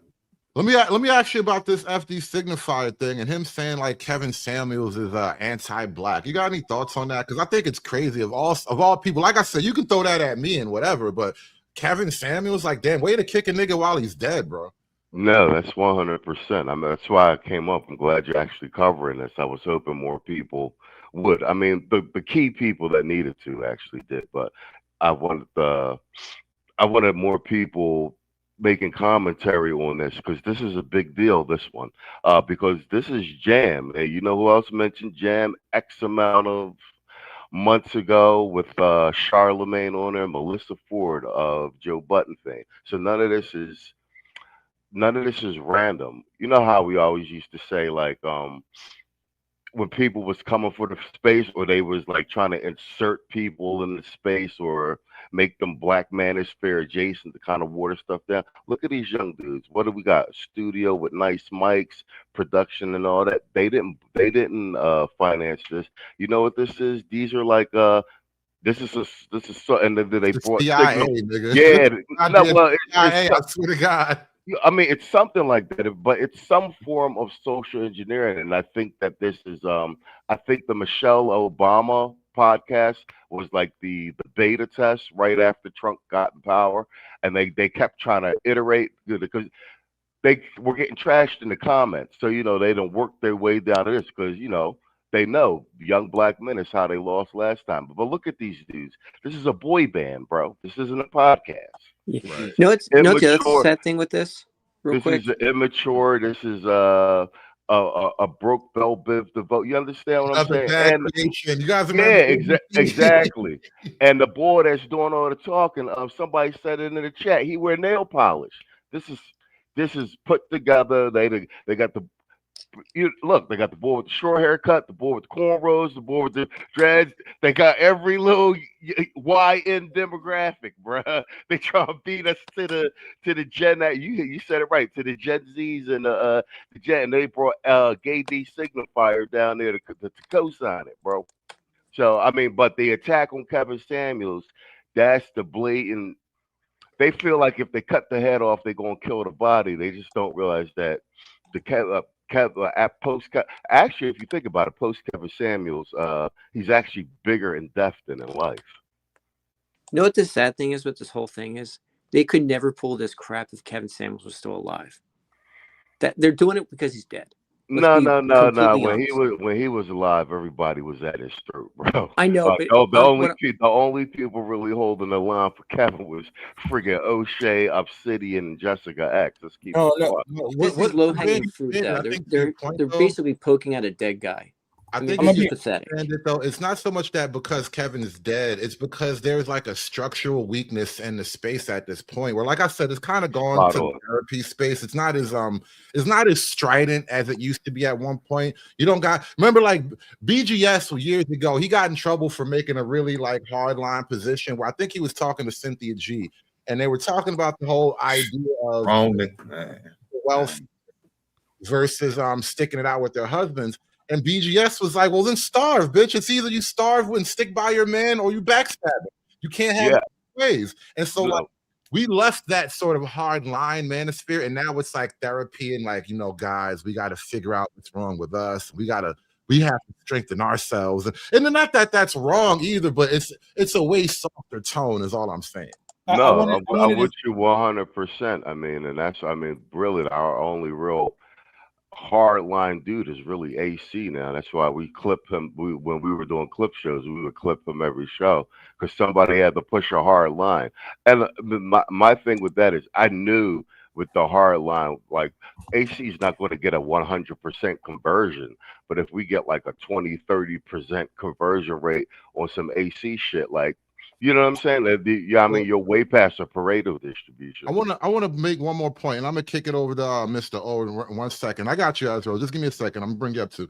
But as far as like hard lines go, I think what's interesting about this space is that as it's gotten softer, it's still kind of spread out in the sense of like you got the AC on the one hand. Like I listen to Mr. Z a lot, right? And I don't even join the panel and all that because we're very politically from opposing corners, right? So you got Mr. Z and a lot of his other guys who are also left leaning as well. Mr. Z is an open leftist and all that, but we get along. So I'm not trying to come at him or pick on him, but it's like you got this left-leaning group of guys who are also quote unquote red pill, or at the very least they're red pilled against Keisha or whatever, but it's kind of crossing out, it's breaking out of that kind of just right-wing Republican lane that they're trying to charge Kevin Samuels with. But Mr. O, what's going on? Welcome to the show, bro. Any thoughts on this whole Kevin Samuels thing being anti-black? Because I think that's a hell of a charge, bro. Mr. O. Yeah, that this is ain't nothing more than so-called young circle jerk of leftist propaganda sponsored by FD Signifier and probably possibly George Soros, his handler, his benefactor, because you can't make this stuff up. All the stuff that come out of this dude's mouth, you'll think that his wife pegs him at night because you just can't make this stuff up. He talk about effeminate, like, bro. You got, I think me and Machismo had talked about last night with him and Deontay Kyle being these powder puff, cream puff, big old fat, no connecting beard having, receding hairline, dreadhead having type of dudes that's out here trying to give advice. And they even got the ears of the damn youth. Right here. See, we're going to have problems in the next election because these dudes going to be listening to guys like FD Signifier, like he's actually some guy that actually get some respect around here, and they're gonna get their so-called feelings hurt, and I'm all for it. We need these young dudes to go ahead and get their real wake-up call, and they're gonna get it from us. And I pass the mic right there because I can't stand this nigga. Asriel, what's going on, bro? What's going on, man? I don't believe that, to be honest with you. I have a lot of stuff to say, but to your point, Mr. O, you're not gonna have a issue with men delineating towards the left, right? Because the left is filled with a void. They don't know what to do with men, but they know they need them, right? It's almost like I'm more of a center right person. I am considering myself conservative, but if I go back to it, slavery is like, okay, we don't know what we're gonna do with these black people after slavery, right? We have a group of people who were unpaid laborers. What do we do with them? That's how the Democrats see men, in particular with black men. Like we really don't want you here, but we unfortunately we need you. They see men as a necessary evil, right? So this is just to placate. I mean, if you look at I'm of the belief what somebody else said before. This is giving a lot of as the young folks would say, gives a lot of manufactured CIA vibes, because it doesn't appear to be organic. Like, how did these kids get this money to have this kind of setup? And I'm not saying that they can't afford it, but it's like, where is this money coming from?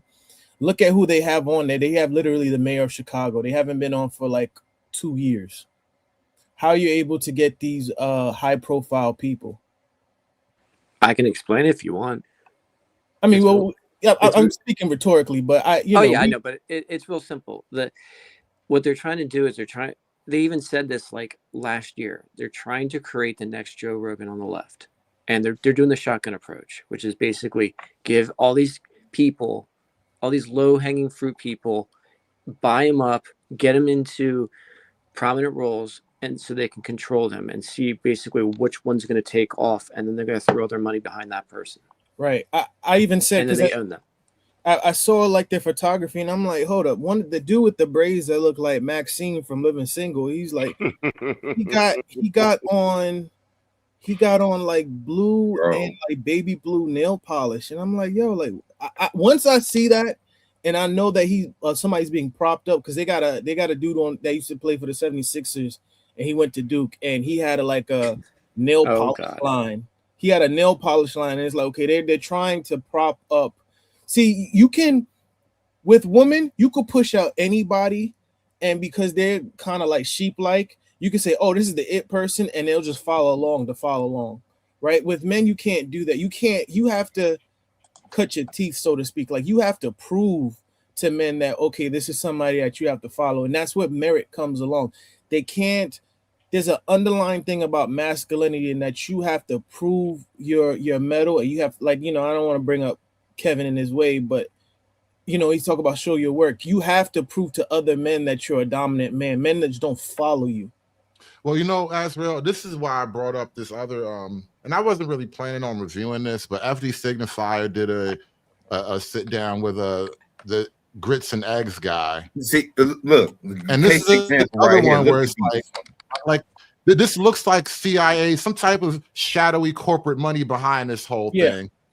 Where it's like you just came out of nowhere. You're saying all these deeply progressive lines. You're taking this really, really hard line, like very hostile stance against the men who have been sort of falling out of the progressive paradigm. This whole thing looks very contrived and put together. And see, another thing too, men at our core, we do not like to be nagged. So when you have the Democrats' position, their agenda is to do like soft-shoeing nagging, right? Like shaming the guy, waving your finger at them. You need to think like this. You need to think like that. I thoroughly enjoyed Joe Rogan so much. To me, and it's crazy because I can't watch him as much as I used to because I just don't have the time as much, right? Because so many podcasts I'm watching. But Joe Rogan, like, he'll interview somebody like Billy Corgan, right, from the Smashing Pumpkins, but then he'll interview someone that worked with like Stanley Kubrick. But then 3 months before that, he was interviewing Trump. He has no issue interviewing anybody. That's pure, unadulterated journalism in YouTube form. With these people, they always have an agenda or some kind of bias. They're calling for a left-wing Joe Rogan, but they literally had Joe Rogan. And he's left-wing technically. He's not he's a liberal. He's not really like a right-wing hardline at all. But because he's willing to talk to people, just talk to people, he became right-wing by default. Well, they burned Joe Rogan because of COVID. Basically, they had Joe Rogan, then they painted him green on CNN, burned him as an asset. And basically, in a nutshell, now Joe Rogan's like, okay, if this is the game, I got FU money at this point. It's not like you can stop me. I got like $200 million, and I'm just going to do what I want now. And I'm going to oppose you assholes because you made me you basically threw me out to slaughter. So now I'm in the wholesale bar now. You know what? Darth Sidious always said about Toyota, your arrogance blinds you, right? He wasn't saying it because he's evil. It was because, yes, you might believe that you're true and good and you represent all what means that all mean good, all what's all good in the universe. But your arrogance blinded you to the fact that the Sith is there and that they're coming for your ass, right? So what I mean by that is Kamala, her arrogance blinded her. She should have went on Joe Rogan. You would have probably lost, but you wouldn't have lost that bad. The fact that you can go she would have lost more because she would have been basically exposed by Joe Rogan to the point where everybody would have saw her for who she is. Which is why she couldn't handle a 3-hour interview. Which is why she wouldn't go on. Yeah, she would have got roasted. She couldn't handle a 10-minute interview. They had to edit her. Everything was softball, and she fumbled the softball. She had like a 10-minute maximum where they can allow her to talk. And even those were scripted questions. That's how horrible she was. And she has so many tells too. Like I want to run an idea by you guys real quick. Because I'm not going to stay up too long. So there's a couple of things I want to get out while I got you guys here together. But I propose this simple paradigm, right? Well, problem. This is the problem right now. For all of the flaws, for all of the shortcomings, for all of the bumps and warts that the Manosphere may have, it is the only consistent effort to tackle or at least discuss this problem. And people like FD Signifier, the leftists, the left wing in general, have no way to really approach this problem. Bro, in 2026, there are more Gen Z men that have never had a girlfriend versus that have. Now all you want to do. it seems like every year, I've seen a YouTube video about this. Every year, it's only getting worse for men that are like in their 20s. Like just men in general. It's I'm not just saying it's just hard for men. It's hard for women too. But the loneliness in men, the numbers just keep spiking up and up every single year. Now, if you fit inside that bracket, right? I want to tell you something.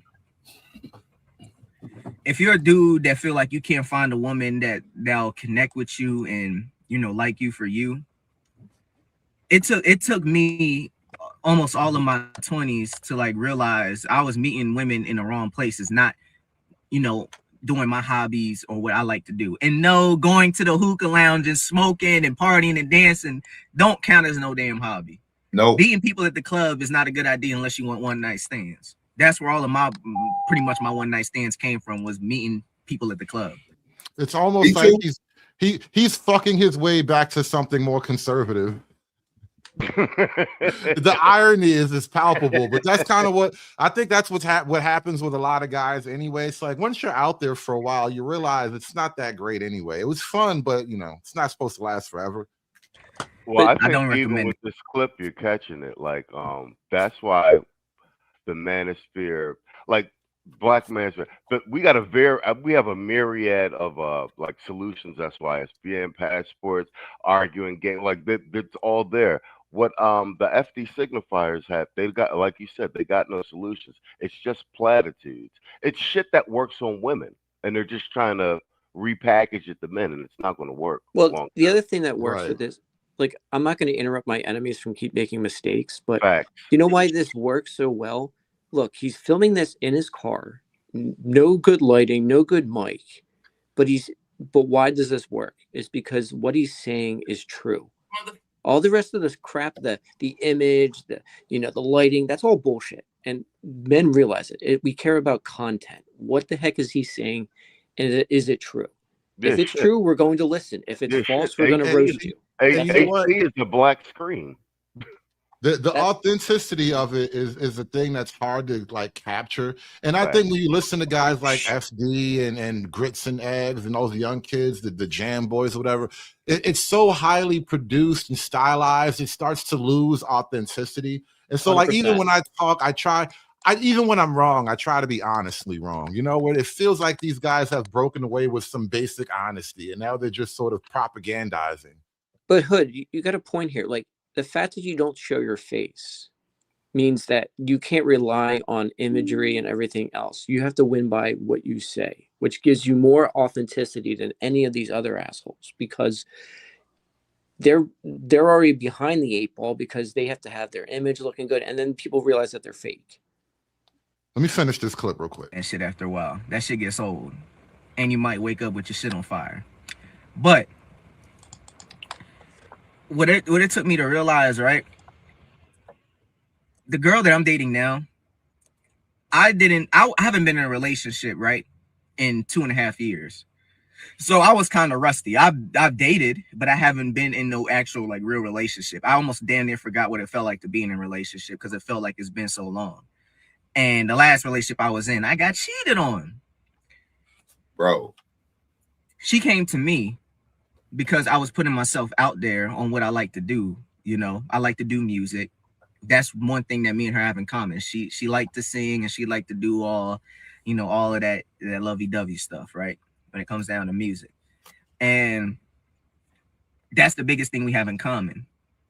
So if you're meeting women and it's not something that, like you're doing, like your hobbies and your passions or whatever, it makes it harder to find a woman you connect with, if you get what I'm trying to say.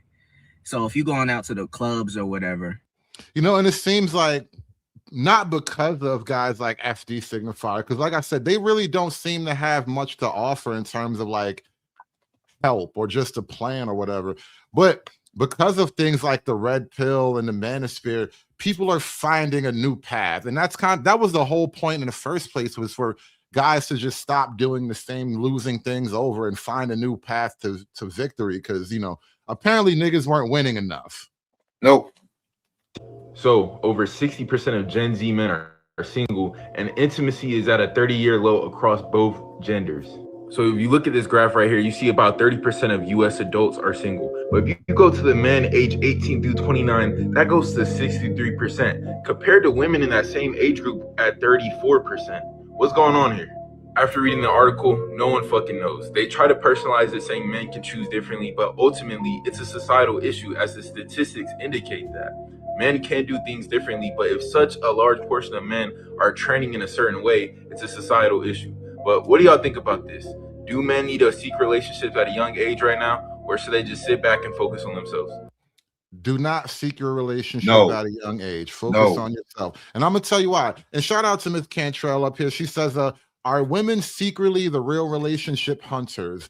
Men hunt sex, women hunt relationship.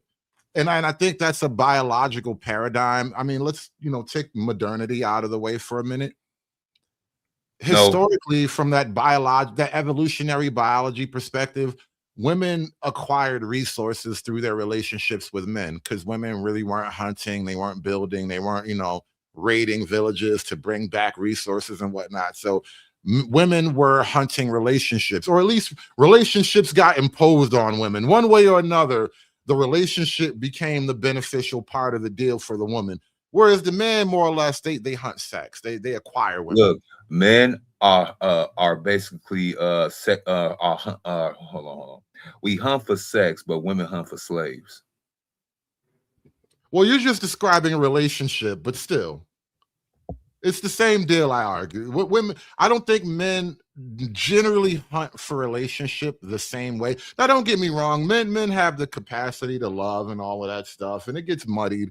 But by and large, I think overwhelmingly, this is why you have this phenomenon of men checking out of the so-called dating market, and women are still sort of hovering in the dating market, wondering where the men went. A lot of the women they're hunting relationship because they can get dick.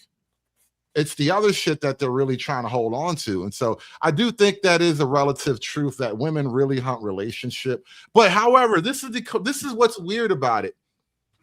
Something is broken in that young women aren't actually hunting relationship at this point. Young women are hunting bad girl time. They want to be boss babes, and they want to have that, they want to do the TikTok videos at their cute little office job or whatever. So there is something really broken right now where there's something I don't know. There's something missing with the younger women. Became older women, 30 and up, maybe still hunting relationships, but younger women seem to not be hunting relationships because that's what I'm hearing reported now is like younger men would like relationship or at least marriage, and younger women are running from that in large numbers. But they always have though. Hood, you forgot every generation of young women always ran from marriage. Probably the only ones that didn't probably run from marriage is the ones that had to go eventually work on the damn farm because they already had the common sense say, you know what, I might as well go ahead and get married to this man, pop out these babies real quick because this farm ain't gonna take care of itself.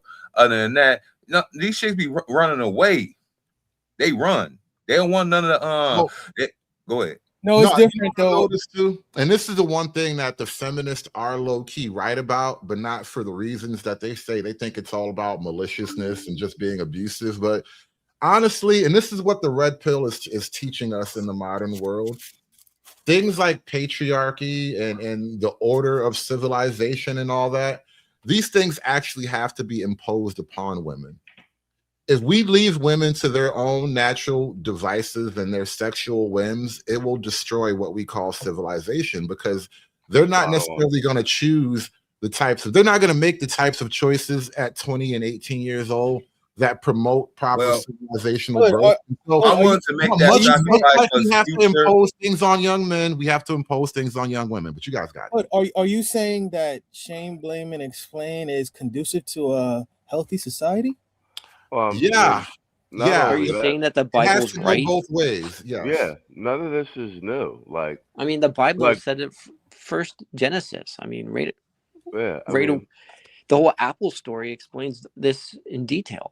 And you know what's so funny, Jesse? When you say women will choose bestiality if we allow them, women were choosing the bear recently, and I don't think all of it was just pure hating men. Some of it was just curiosity. I wonder what that bear be like. They will do that shit. Women will do all kinds of things that will ruin your civilization.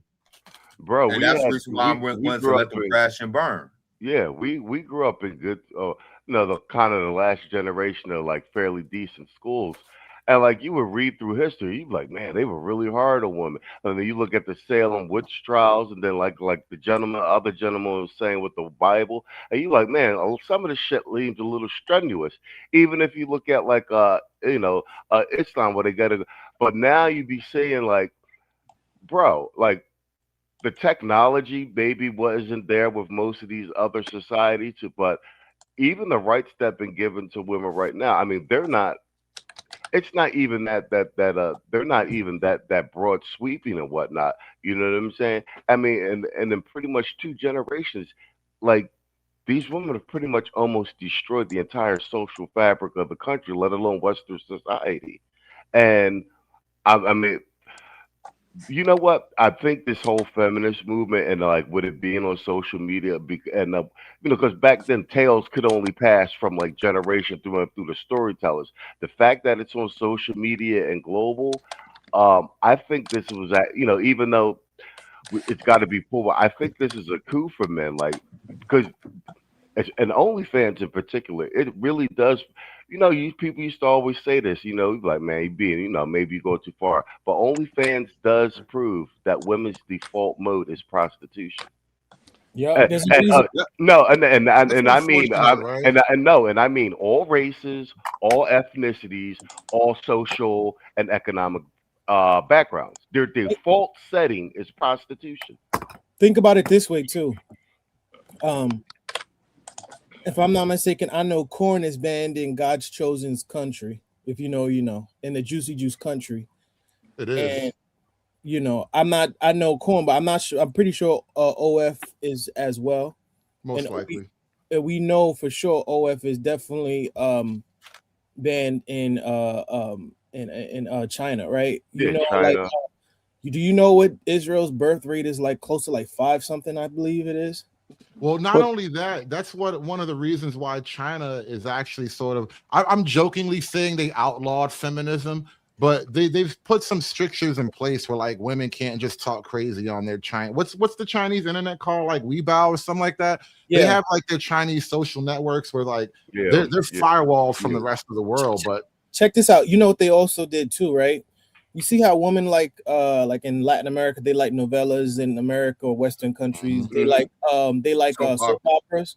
In China, they passed the law saying that like their version of Asian soap operas can only last 2 seasons, and their rationale was they don't want women being delusional about thinking that they could get a rich man, right? Basically like producing or breeding a delusional reality. Whereas they think, every guy is supposed to be the 50 Shades Christian Grey from 50 Shades of Grey, Right. So Azrael's right with that. China is ahead of like they got on the red pill late, but then the men they went 10x with it. They went 0 to 60, and it made the government respond. And the Chinese government is actually, believe it or not, ahead of us with regard to like resetting the social fabric. Like women can't get half your shit with divorce anymore. Like the whole they're really trying to reset that shit because like it's getting out of hand. I don't want to get in the habit of glazing the CCP, but me neither. One thing about totalitarian governments they're pretty quick to respond to things. Once they notice the problem, heads start to fall off, bro. It's really crazy. Hey, Hood, I had basically shared a video slide that I want to go ahead and deliver to FD Signifier and Dante Kyle. It's only a few ticks. Could you play it? I'm looking at the title already, and I'm like, are you gonna move me into the yellow dollar sign? Because I think we were being pretty clean, and now I'm nervous, bro. What is this you got back here? Oh, it's not from a good movie. It's not but Charlie Murphy. You know what I'm saying? All you want to do is shoot him, motherfucking right. Fuck niggas. Hey, look. What you need to realize is that there's a difference between a black man and a black nigga. That was a black nigga. What the hell are you talking about? That's what I'm here for. Take a nigga out. That's what I'm here for. Johnson. That's what I'm here for. Yo, what is this? What is this from? It's from Paper Soldiers with Oh Kevin wow, Hart. that movie's so old. I didn't even remember Charlie Murphy was in it. Yeah, but I did, and I'm glad he said that because that's exactly how I feel. Damn, now you know what? I need that clip too. I gotta use. I might hold on to that for something. You welcome. You all welcome. You're welcome. Hold on, let me pull back the other thing out because I had one more. I was gonna play a couple more of these tickety talks here because I'm kind of fascinated by like the youth. No, Hood. I think you had said this a while ago. I was listening to you. The Salem witch trials in America are starting to make sense now. Like I don't have all the evidence, but it's starting to make sense now. I need someone to. Well, no, speaking of the Salem witch trial, as I understand it, it was low key like it was that era's Me Too movement. And I think they ended that by taking one of the accusers and setting her on fire, and that shut the rest of the bitches up. That's right.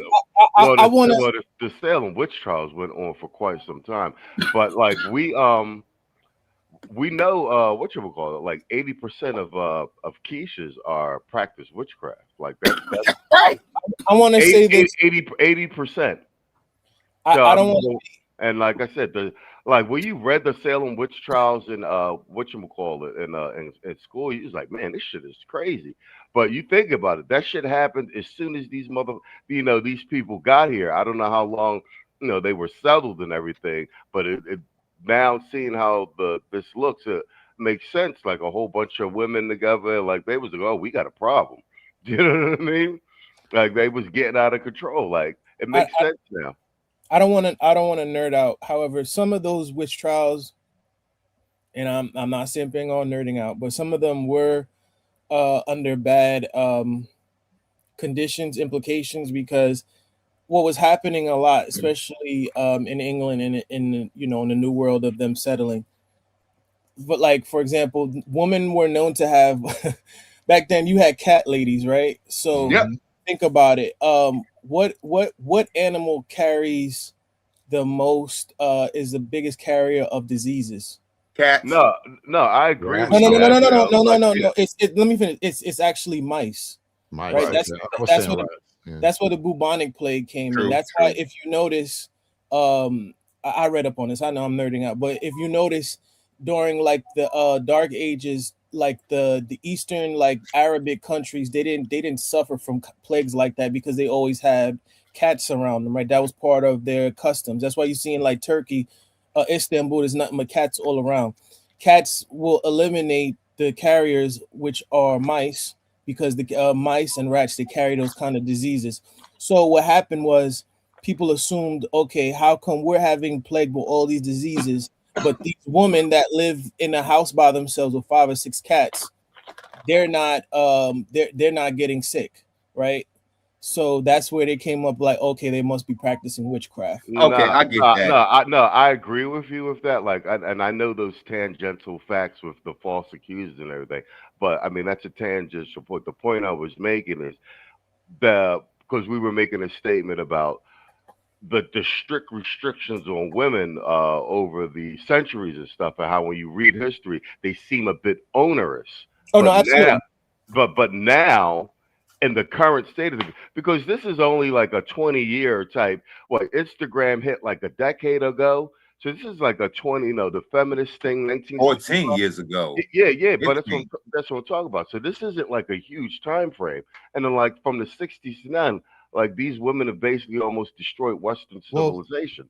I mean, all on the boomer watch. So yeah, I know about the false accusations and shit like that. But I'm telling you, witchcraft did come over from motherfucking Europe and from Africa and from everything else. Yeah, and like hold on, Machismo. I want to put this in perspective a little bit because you're saying that we were harsher on women, which I'm not disputing, but I just want to put it in perspective. Yeah. that was also back when men had their hands and feet chopped off for different crimes and whatnot. Exactly. So the world was just harsher in general. So I kind of reject the notion that we were like somehow wholesale abusive to women. It was just No, we I don't actually agree with enforced that the either. rules. You know what I Yeah, mean? Because yeah, men always got the rough stick, bro. Men always got the short end of the stick. 100%, 100%. The punishment was relative to the time, right? Yeah, we went tangential because I had to address the issue that Azrael was bringing. Because I was only saying, like, remember when we used to read like history? Like, man, they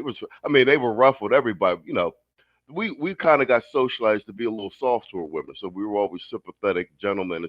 But like now, as an adult and taking the red pill stuff too, and seeing women going wild, currently, you're just like, oh, that's why they wasn't playing around. Exactly. You know what I'm Hey, saying? the closest of that rendition happened over 140 to 120 years ago. Y'all remember this thing called the Victorian era? Remember we was trying to go ahead and be a pristine society over both sides of the pond over here in America and over there in England. And then after that little fiasco, by the time the 19 teens and the 1920s came, all that Victorianism went out the door, and these chicks was part of the lost generation, aka the flapper girls.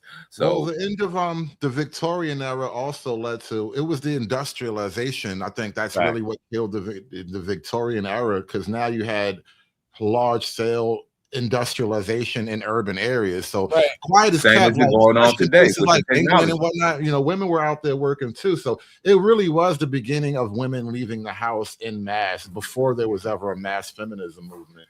The same thing that's going on I now. want to get up to Freeman's journal here because we're running out of time on this, and I got to squeeze Freeman in here. What's going on, bro? Hey, everything good. So to your point about the end of the Victorian era and industrialization, industrialization allowed men to earn more money earlier, right? So that did a lot to get sexual access for men, right? You didn't have to go earn your way up as a farmer, right? You could go work in a factory and live in a big city and do all that stuff, and you could acquire sexual access in that way. But honestly, feminism, in my belief, is just men's desire for sexual access. And the second wave feminism, right? The second, third, fourth, all that is a direct result of men post World War II initiating the Playboy lifestyle. Right? That magazine came out in 1953. Freeman, I've recently been having some deep conversations about that very thing, about men's culpability in feminism. And I had to kind of back off the point. Like, dudes were, not every man, but a lot of dudes were asking for it. Yeah. And now here's the thing. There was another, what was it? There was this, I'll see if I can find it, put it in the chat, but a guy on social media was like, oh, see, this shows that you don't have to work for a woman who really wants you. And I think that's kind of a cope, man, because what you're doing is you're trying to play the sexual access game and you're just not winning at it, right? Hypergamy, such as it is only going to reward a few men. So if you're trying to play the hypergamy game and losing, maybe you should play the marriage game, right? But that requires looking yourself in the mirror and making some hard choices, right? And just being honest about it, like, yeah, I'm not winning at hypergamy. Maybe I should do something else, right? So, and this, I think the irony is men are built for responsibility. So when you see, a 45, 50-year-old man who's never had responsibility in his life, he just seems like this pathetic child. You're built for responsibility. Even if you don't have a family, man, there are guys who haven't had families, but they'll have responsibility in some way, form, or fashion, right? They might some authority over something. Yeah, they'll support a bunch of charities, or they'll, work for this organization or that organization. It's like they're doing something. As men, we are built for that. You know what I mean? So, you're not getting that benefit because you're not getting married, and then you're not getting the sexual access because hypergamy just screwed you. Let me see if I can get you to tie some threads together, Freeman. Let me cut you off for a second here. When it comes to Gen Z men in particular, and this sort of lack of purpose, lack of embracing responsibility, what do you see a political fallout, or you can take it this way if you like? What do you think the left-wing approach to solving this problem for Gen Z men in particular is? Because I've been kind of picking on FD, Signifier, and that whole camp for not having a model, but that's what's needed if you're going to be on the left or the right. At least the right has a model. Well, yeah. What do I think the left's solution to Gen Z problems are? Is that the go for question? that one? Go for that. It was 2 questions, so go for that. I don't think they have a question. I don't think they have a solution. They only know feminism. They're just LLMs, right? They don't. There is no reality construct in which Gen Z is having a problem if they. The only problem they have is if they're not left wing enough, right? If they're saying the wrong things. You're not gay enough. Yeah, you're not gay enough, don't you? Are you don't want to go protest ICE, right? You don't want to give your girl this strap on. What's wrong with you? Facts. But you can't take the pegging. You can't take the nigga or the pegging. You can't take the pegging. You're not mad enough to take the pegging. Negging and pegging sounds like Gen Z romance. I want to play this next clip real quick. It's Valentine's Day, and we talk. Oh, I hate when that thing does that. Why is most of Gen Z single? Think about what social media has done to them. You mean how social media tells women that they'll never be enough and tells men that women only want to use them for their money? Yes, it's training them to fear and have low social skills. How could social media be affecting their social skills, though? Millennials had social media and they turned out just fine. So then what's happening to Gen Z? Gen Z men are watching red pill content that tells them women are trying to use them in a fear of being cheated on. What? And Gen Z women are watching content that tells them men are actively trying to hurt them. Nobody actually watches that content. And even if they You know what? I think there's some truth in that. And I was going to be mad at him for a second, but I think that is actually fairly accurate in that female content makes you hate men and male content kind of makes you hate women. Or you probably hated women already. That's how you got there. But either way, I think that's relatively true. I think the problem is the content doesn't look organic. And like, since we make content, we could tell when it's like you end up with like a little sixth sense of like when content is real, like organic. This doesn't look organic. Well, see, the other thing with red pill content, it is inherently like black pill in a way, because they have to feed you your own fears and your own insecurities, right? And those they just come back and lap that up, and they feel validated, right, with bias confirmation, and it makes the content creators rich, but there's no like solution for that. You're listening to a married dude, a divorced dude that you're making rich, right? Tell you about the world. It's like, I don't know. Maybe that's not the solution. Just maybe. Mm-hmm. Also, So, I can't take a guy that's been married for 20 plus years seriously, then come out here and try to tell you that you ain't doing it right and getting caught up with a side chick. You know what I'm saying? Just saying. I mean, at the very least, like you've been married 20 plus years. Your wife is a stay-at-home mom now. Give dudes the recipe. Listen, man. You know what I noticed, right? A lot of people that are attracted to the more red pill stuff, they don't want the solution, bro. I get told I'm lucky, right? Yeah. I get told I am, oh, you lucky. Like, bro, I planned being a father in my mid-20s. You know, right? Didn't get married till I was 44. There's a phenomenon where like it's like the Jordan thing, right? People look at Jordan and just be like, he just dunks and shoots threes. Like he was doing this and he sucked when he was a kid. And I think what happens is to the untalented, skill looks very much like luck. Yeah, it's it's that LLM theory, right? It's they don't have the reality to process the information, right? Because I'll even explain it. Be like, look, dude, since my 20s, I've been training to be a dad, right? I didn't, my parents were divorced when I was 3, so I figured I didn't know jack about it, right? So what am I going to do? I'm going to hang around married men, wild, right? So I'm going to build my dream and look at houses, type of neighborhoods I want to live in when I'm a dad. Crazy, right?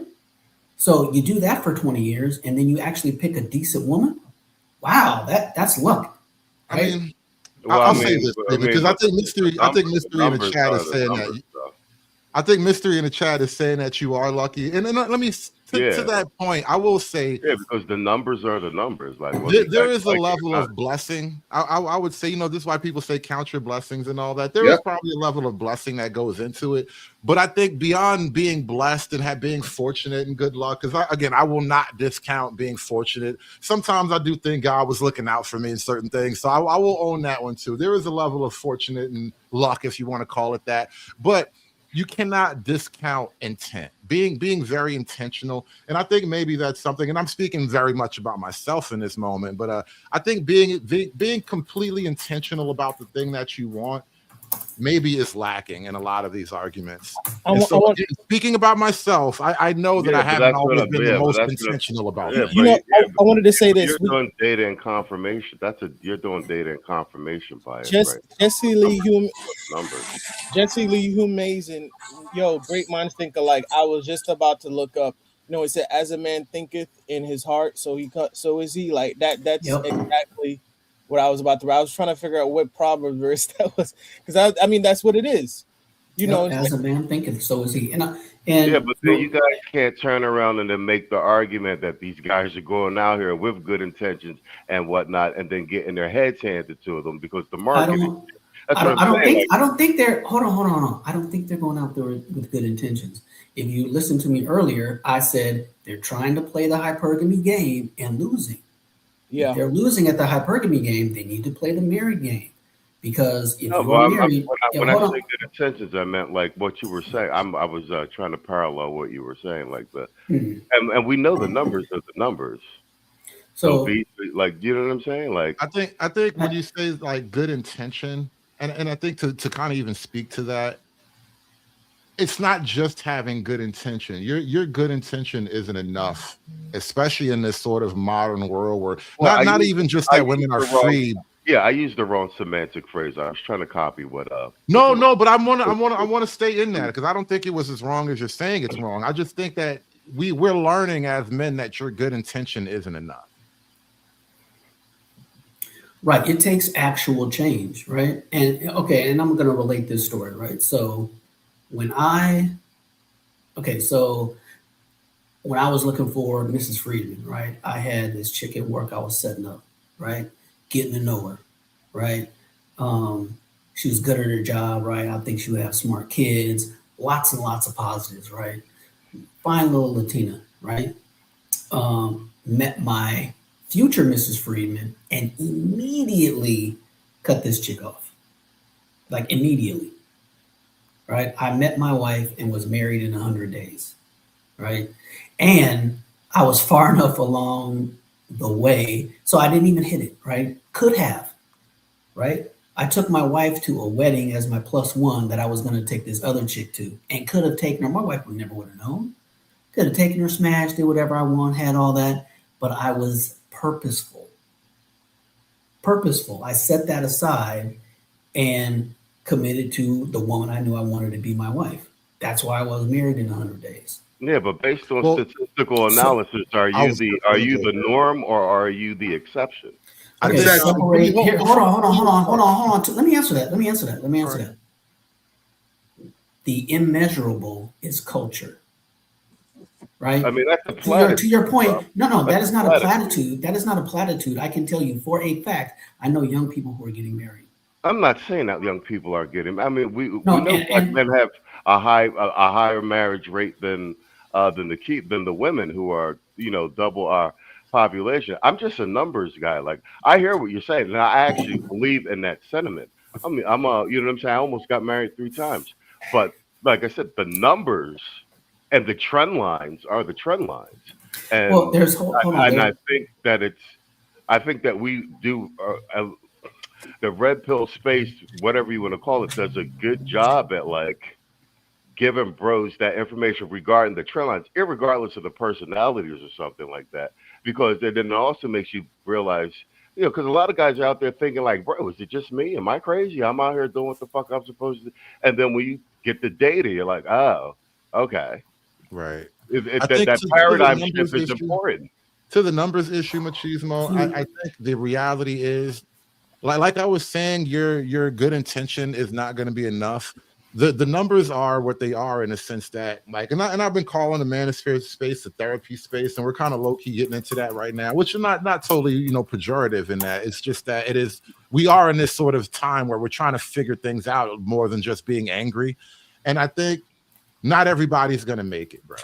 That's 100% the reality. Not everybody's gonna make it, and I don't ever want to sell a package as if everybody's gonna make it. That's not the package I want to. You can't sell it though, Hood. You can't sell it. Just do the Thomas Sowell approach. Just don't offer no solutions. No, but I'm just saying 100%. Like I'm always saying, bro, collateral damage. I only expect a Pareto distribution. I only expect 20% to make good anyway. Yeah. I mean, if we get 30%, that's a win. I mean, and that's the condition of man anyway. We hit the battlefield. Half y'all niggas ain't gonna make it. Let's go. And so Machismo, to kind of tie all these disparate points together, I guess the goal, and especially me calling it the new therapy sphere and all that, the goal is to try to position yourself as much as possible to get into that 20-30% Pareto distribution. Exactly. And here's the thing. One more thing about data and statistics. Okay. Marriage rate is going down. Yes. So is the divorce rate. Yeah. So me, right? You can come to different conclusions if you want to, but me, I think that people that shouldn't be getting married aren't getting married. And the people that are getting married should be getting married. Hence, there's less divorce. But that's just my interpretation. You can interpret that any way you want to. That's just I'm gonna let this clip run, and then we're gonna wrap it up. What would that do to their self-esteem? Because it affects their confidence in the real world to the point that they're scared of approaching each other. Okay, so they're not dating because they have social anxiety. But is that the only reason? This is just one factor among other things like people's priorities, which is trying to be successful in life. When I was young, I was trying to be successful when I had plenty of time that day. Because dating back then was a luxury. Nowadays, Gen Z is convinced they need to make 7 figures or they're worth nothing and they think their life's over at the age of 20. Where would they get that bright idea? I hope it's not social media. But why would they put success before finding a soulmate? Because in a sense, it is important to survive and be able to survive on your own before you think of having a partner and having to care for them as well. If you can't take care of yourself. Nobody needs millions of dollars to take care of themselves. So what would make Gen Z think they need that much money? Think about it. You go online, you see all these millionaire 19-year-olds with cars, and you don't have millions or cars. The other thing you see is red pill content saying women hate you. How would you feel about yourself? I would feel completely awful about myself because the internet told me so when I would call myself garbage. But what about women? And vice versa. Let me just pause really quickly. This hasn't been brought up yet. To buttress all the points that we were both making, we were all making a second ago, you do kind of have to de-social media your brain. There's something very unhealthy about what social media does to your brain. And so you do have to kind of like cleanse your mind in some way. I'm looking for the right word for it, but you do have to sort of cleanse your thoughts a little bit. Social media is highly toxic. Deprogram? Is that the word you're looking for? Like deprogram? Deprogram is a good word for it, but yeah, we might all benefit from a round of deprogramming. Hood, you do know that what you're asking for, you are basically asking the wiped out of all 6 generations, even boomers, they had some form of social media on computers even back in the 80s, bro. So well, I mean, before social media, there was just television, and this is where we all got that Disney sort of picture of women and relationships and sexuality and all that. We all kind of need to like cleanse ourselves from these untruths that we've been just collectively wallowing in. So you're saying you prefer your standard institutional corporate propaganda through 3 channels? That's it, the newspapers? Well, I mean, life was actually simpler back then. Don't get me wrong, but 100%. I'm busting your ball. And it was vanilla. It was boring. It was vanilla and it was boring. Well, I don't know if it was vanilla. The cocaine. It was vanilla. Not vanilla, but still, life was a lot simpler though. I tasted it. I tasted the past. It tastes like vanilla. Vanilla is great, bro. Don't diss vanilla. Going on celebrities living their dreams, 5 mansions and 5 cars. I'm not enough. You look at your life, you have no cars. Uber everywhere. Again, men are actively trying to hurt you and hate you. How would you feel about yourself? I guess I would hate myself and never think I'm enough, and then eventually I would get surgery to try to keep up with everybody I see online. I would say the problem is social media. It's a focus of negativity, and for some reason, the thing people fear the most blows up the most. You want to know what I fear? I fear you 8, but it's too late. Valentine's Day 2025. Valentine's Day. Everybody except for Gen Z. just like dancing. Oh, just kidding. Why is Yeah, it's looking kind of rough out there, y'all. It does look kind of rough out there. But any closing thoughts here? We're gonna wrap this up in a second. Any closing thoughts on FD Signifier and the youth? Well, FD Signal, I'll go first. FD Signifier, you are a paid agent, paid by George Soros brigade. We all know this. At this point, it's just kind of flagrant how you just shitting on regular, average men out here because you could never be one. And don't hit me with the line you married and all that good stuff. Even a lot of backdoorians. There's a lot of lavender marriages going on out here, so you can't use that ploy with me, boy. You a video essay having no. Oh, what's a lavender marriage, bro? I gotta stop you. It's a gay marriage. It's a marriage between a gay man and a straight woman. Oh, so a beard. Oh, okay. Yeah. Yeah, it's just a professional attorney. It's called a lavender marriage. They done made lavender even gayer. Jesus. Yes. You are video essay, propagandist having liberal agenda leaning, ankle grabbing, so-called black man that basically is the worst representation of a strong masculine black man. You and Deontay Grits and Eggs podcast. I know the left is gonna pay y'all heavily for the next couple of years to go ahead and get so-called gender fluid type of black man onto the plantation, but we over here are going to put a wrench into your so-called business plan. So be on the lookout, and I will be doing my own type of roast, in which I call the Up and Smoke tour.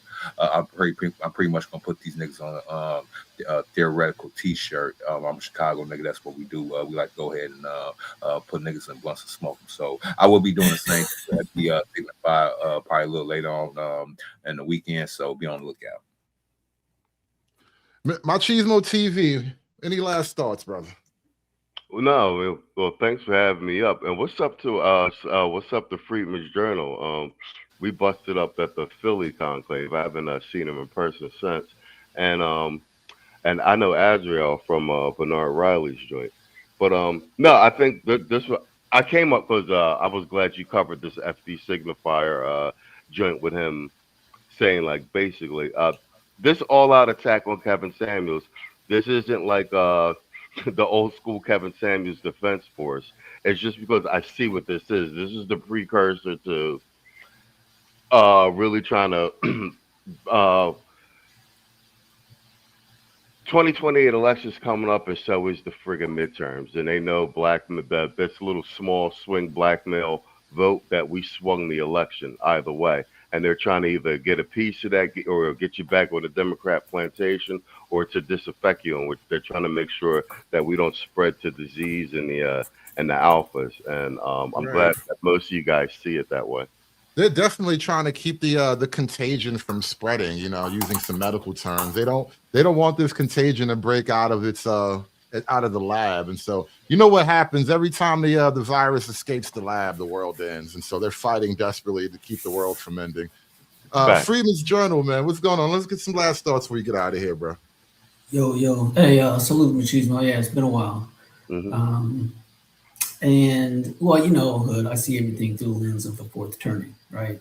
So this is a battle for the next generation of men in general, but FD Signifier for his position as, bred to, I'm a leader of the blacks and I will sit at your feet and promote all of your Marxist communist BS, right? He wants to keep that gravy train going, right? He's a small R race hustler, you know what I mean? So, but I think we understand, we who are more right of center have to understand, we are still in this battle, right? Right? We're here because those that came before us didn't think gay marriage was a battle, right? We're here because those that came before us didn't think it was a big deal when the ACLU started suing, towns like Dothan, Alabama for praying at high school football games. And now here we are. They're trying to make your son gay. And like states like Oregon unashamedly like their minorities dumb and violent. And they do so by policy. So yeah, the FD Signifier is a problem, right? So, you know, it is to put, you know, your finger in somebody's chest and say, just shut up, right? Because I don't know, man. I used to be a freaking monster at work, but I don't work in an office anymore. But yeah, that BS was not going down. So yeah, take it seriously, right? And you know, if you got to tell somebody what's up, like, no, we're not doing that, right? Even that, you know, people think the left is like, oh, I'm gonna cuss you out at a family gathering. Please, please, it's not going down like that. So, you know, every little interaction helps. That's all I got. Did you say FD Pignifier? FD Pagnifier. Oh, Pagnifier? That's even worse. It's even worse, bro. But Azriel, let me get to you so we can wrap this one up, man. Good to talk to you again, Azriel. It's been a little while. Yeah, I've been on the grind real hard. Pause, but just been working and doing a lot of stuff, projects. This was very great. Friedman made a lot of points. He actually made that point yesterday in a Discord that we're in. You know, being purposeful and the whole thing of, you know, failing at a society that's degenerate. You know, so made a lot of great points. All of you guys made great points. To FD's issue, it's like, okay, even if you do, you know, if your agenda to propagandize men into going into the liberal route, you have to fill that void, right? When I look at FD, do I see the paragon of masculinity? No, you know, that's my thing. Men are about seeing things and showing. You have to show your work. You can't just articulate things and be wordy and flowery words and what have you. You have to prove, okay, this your reflection of masculinity, is that something that I would want to adhere to, something I would want to admire, something that I want to follow? And when I look at someone like an FD or what's the other guy's name, Deontay Kyler, no, the average guy is like, nah, I want to be like that dude. No, there's no kind of air of admiration, right? We talk about Achilles for a reason to this day, right? And another thing too is like, my question to him, what I wanted to say this earlier, is if Kevin never said anything about the woman and just went in on the men, would you have an issue with it? You know, so rhetorically, that in of itself says something. But thank you for having me on. It was great. I really enjoyed this stream. It was really one of your better ones, man. You always give good ones, but this was really good. Thank you. And my Cheesemo, I got you in the back. I'm gonna hit you in a second. And all right, Playboy. Yeah, I'm gonna wrap this up right here because I gotta get out of here in a minute. Appreciate you guys coming through, and thank you to FD Signifier for always giving me a lot of fertile ground to cover. You know, your fuckery is so rich that there's always good content to come from it. You know, you gotta appreciate your enemies for stuff like that, man. If it wasn't for my enemies, I wouldn't have anybody to kill. Look, can you play that that FD slide for me, just for old time's sake? You know that one when he says he simps for black women. I want to address this simping allegation. Do I simp for black women? Yes. I love black women. I don't like y'all niggas. This is an easy decision to make. Sorry. Thank you. You got it, man. You got it. We are wrapping this one out. We're wrapping this one up today. I appreciate you guys coming out. Shout out to Azriel. I enjoyed this one too. I think this is one of my better shows in a while. I've been trying to get the channel back to this former greatness. I lost this channel for like 2 months and then it just came back. So now we got to get it back up there. So we got to get back and doing more good content like this, man. I appreciate you guys. All because of another gender fluid jerk by the name of Sharon Brace. I got to put him on a t-shirt too. Thanks for reminding me, Hood. Thank you. Well, that one wasn't on him. I don't think it was on him, but he can get the smoke too. It don't matter. It doesn't matter. Fuck it. But we're gonna get up out of here. Appreciate you guys coming out. This has been FD Signifier versus the Black Manosphere. Again, was Kevin Samuels anti-black? Please leave your comments in the comment section. I will catch you guys on the next one, y'all. Peace. Aspiring to be patriarchs like what white men have, that isn't freedom. That isn't gonna help anybody. It's certainly not going to help black people. It's done. It's done. It's done. It's done. It's done.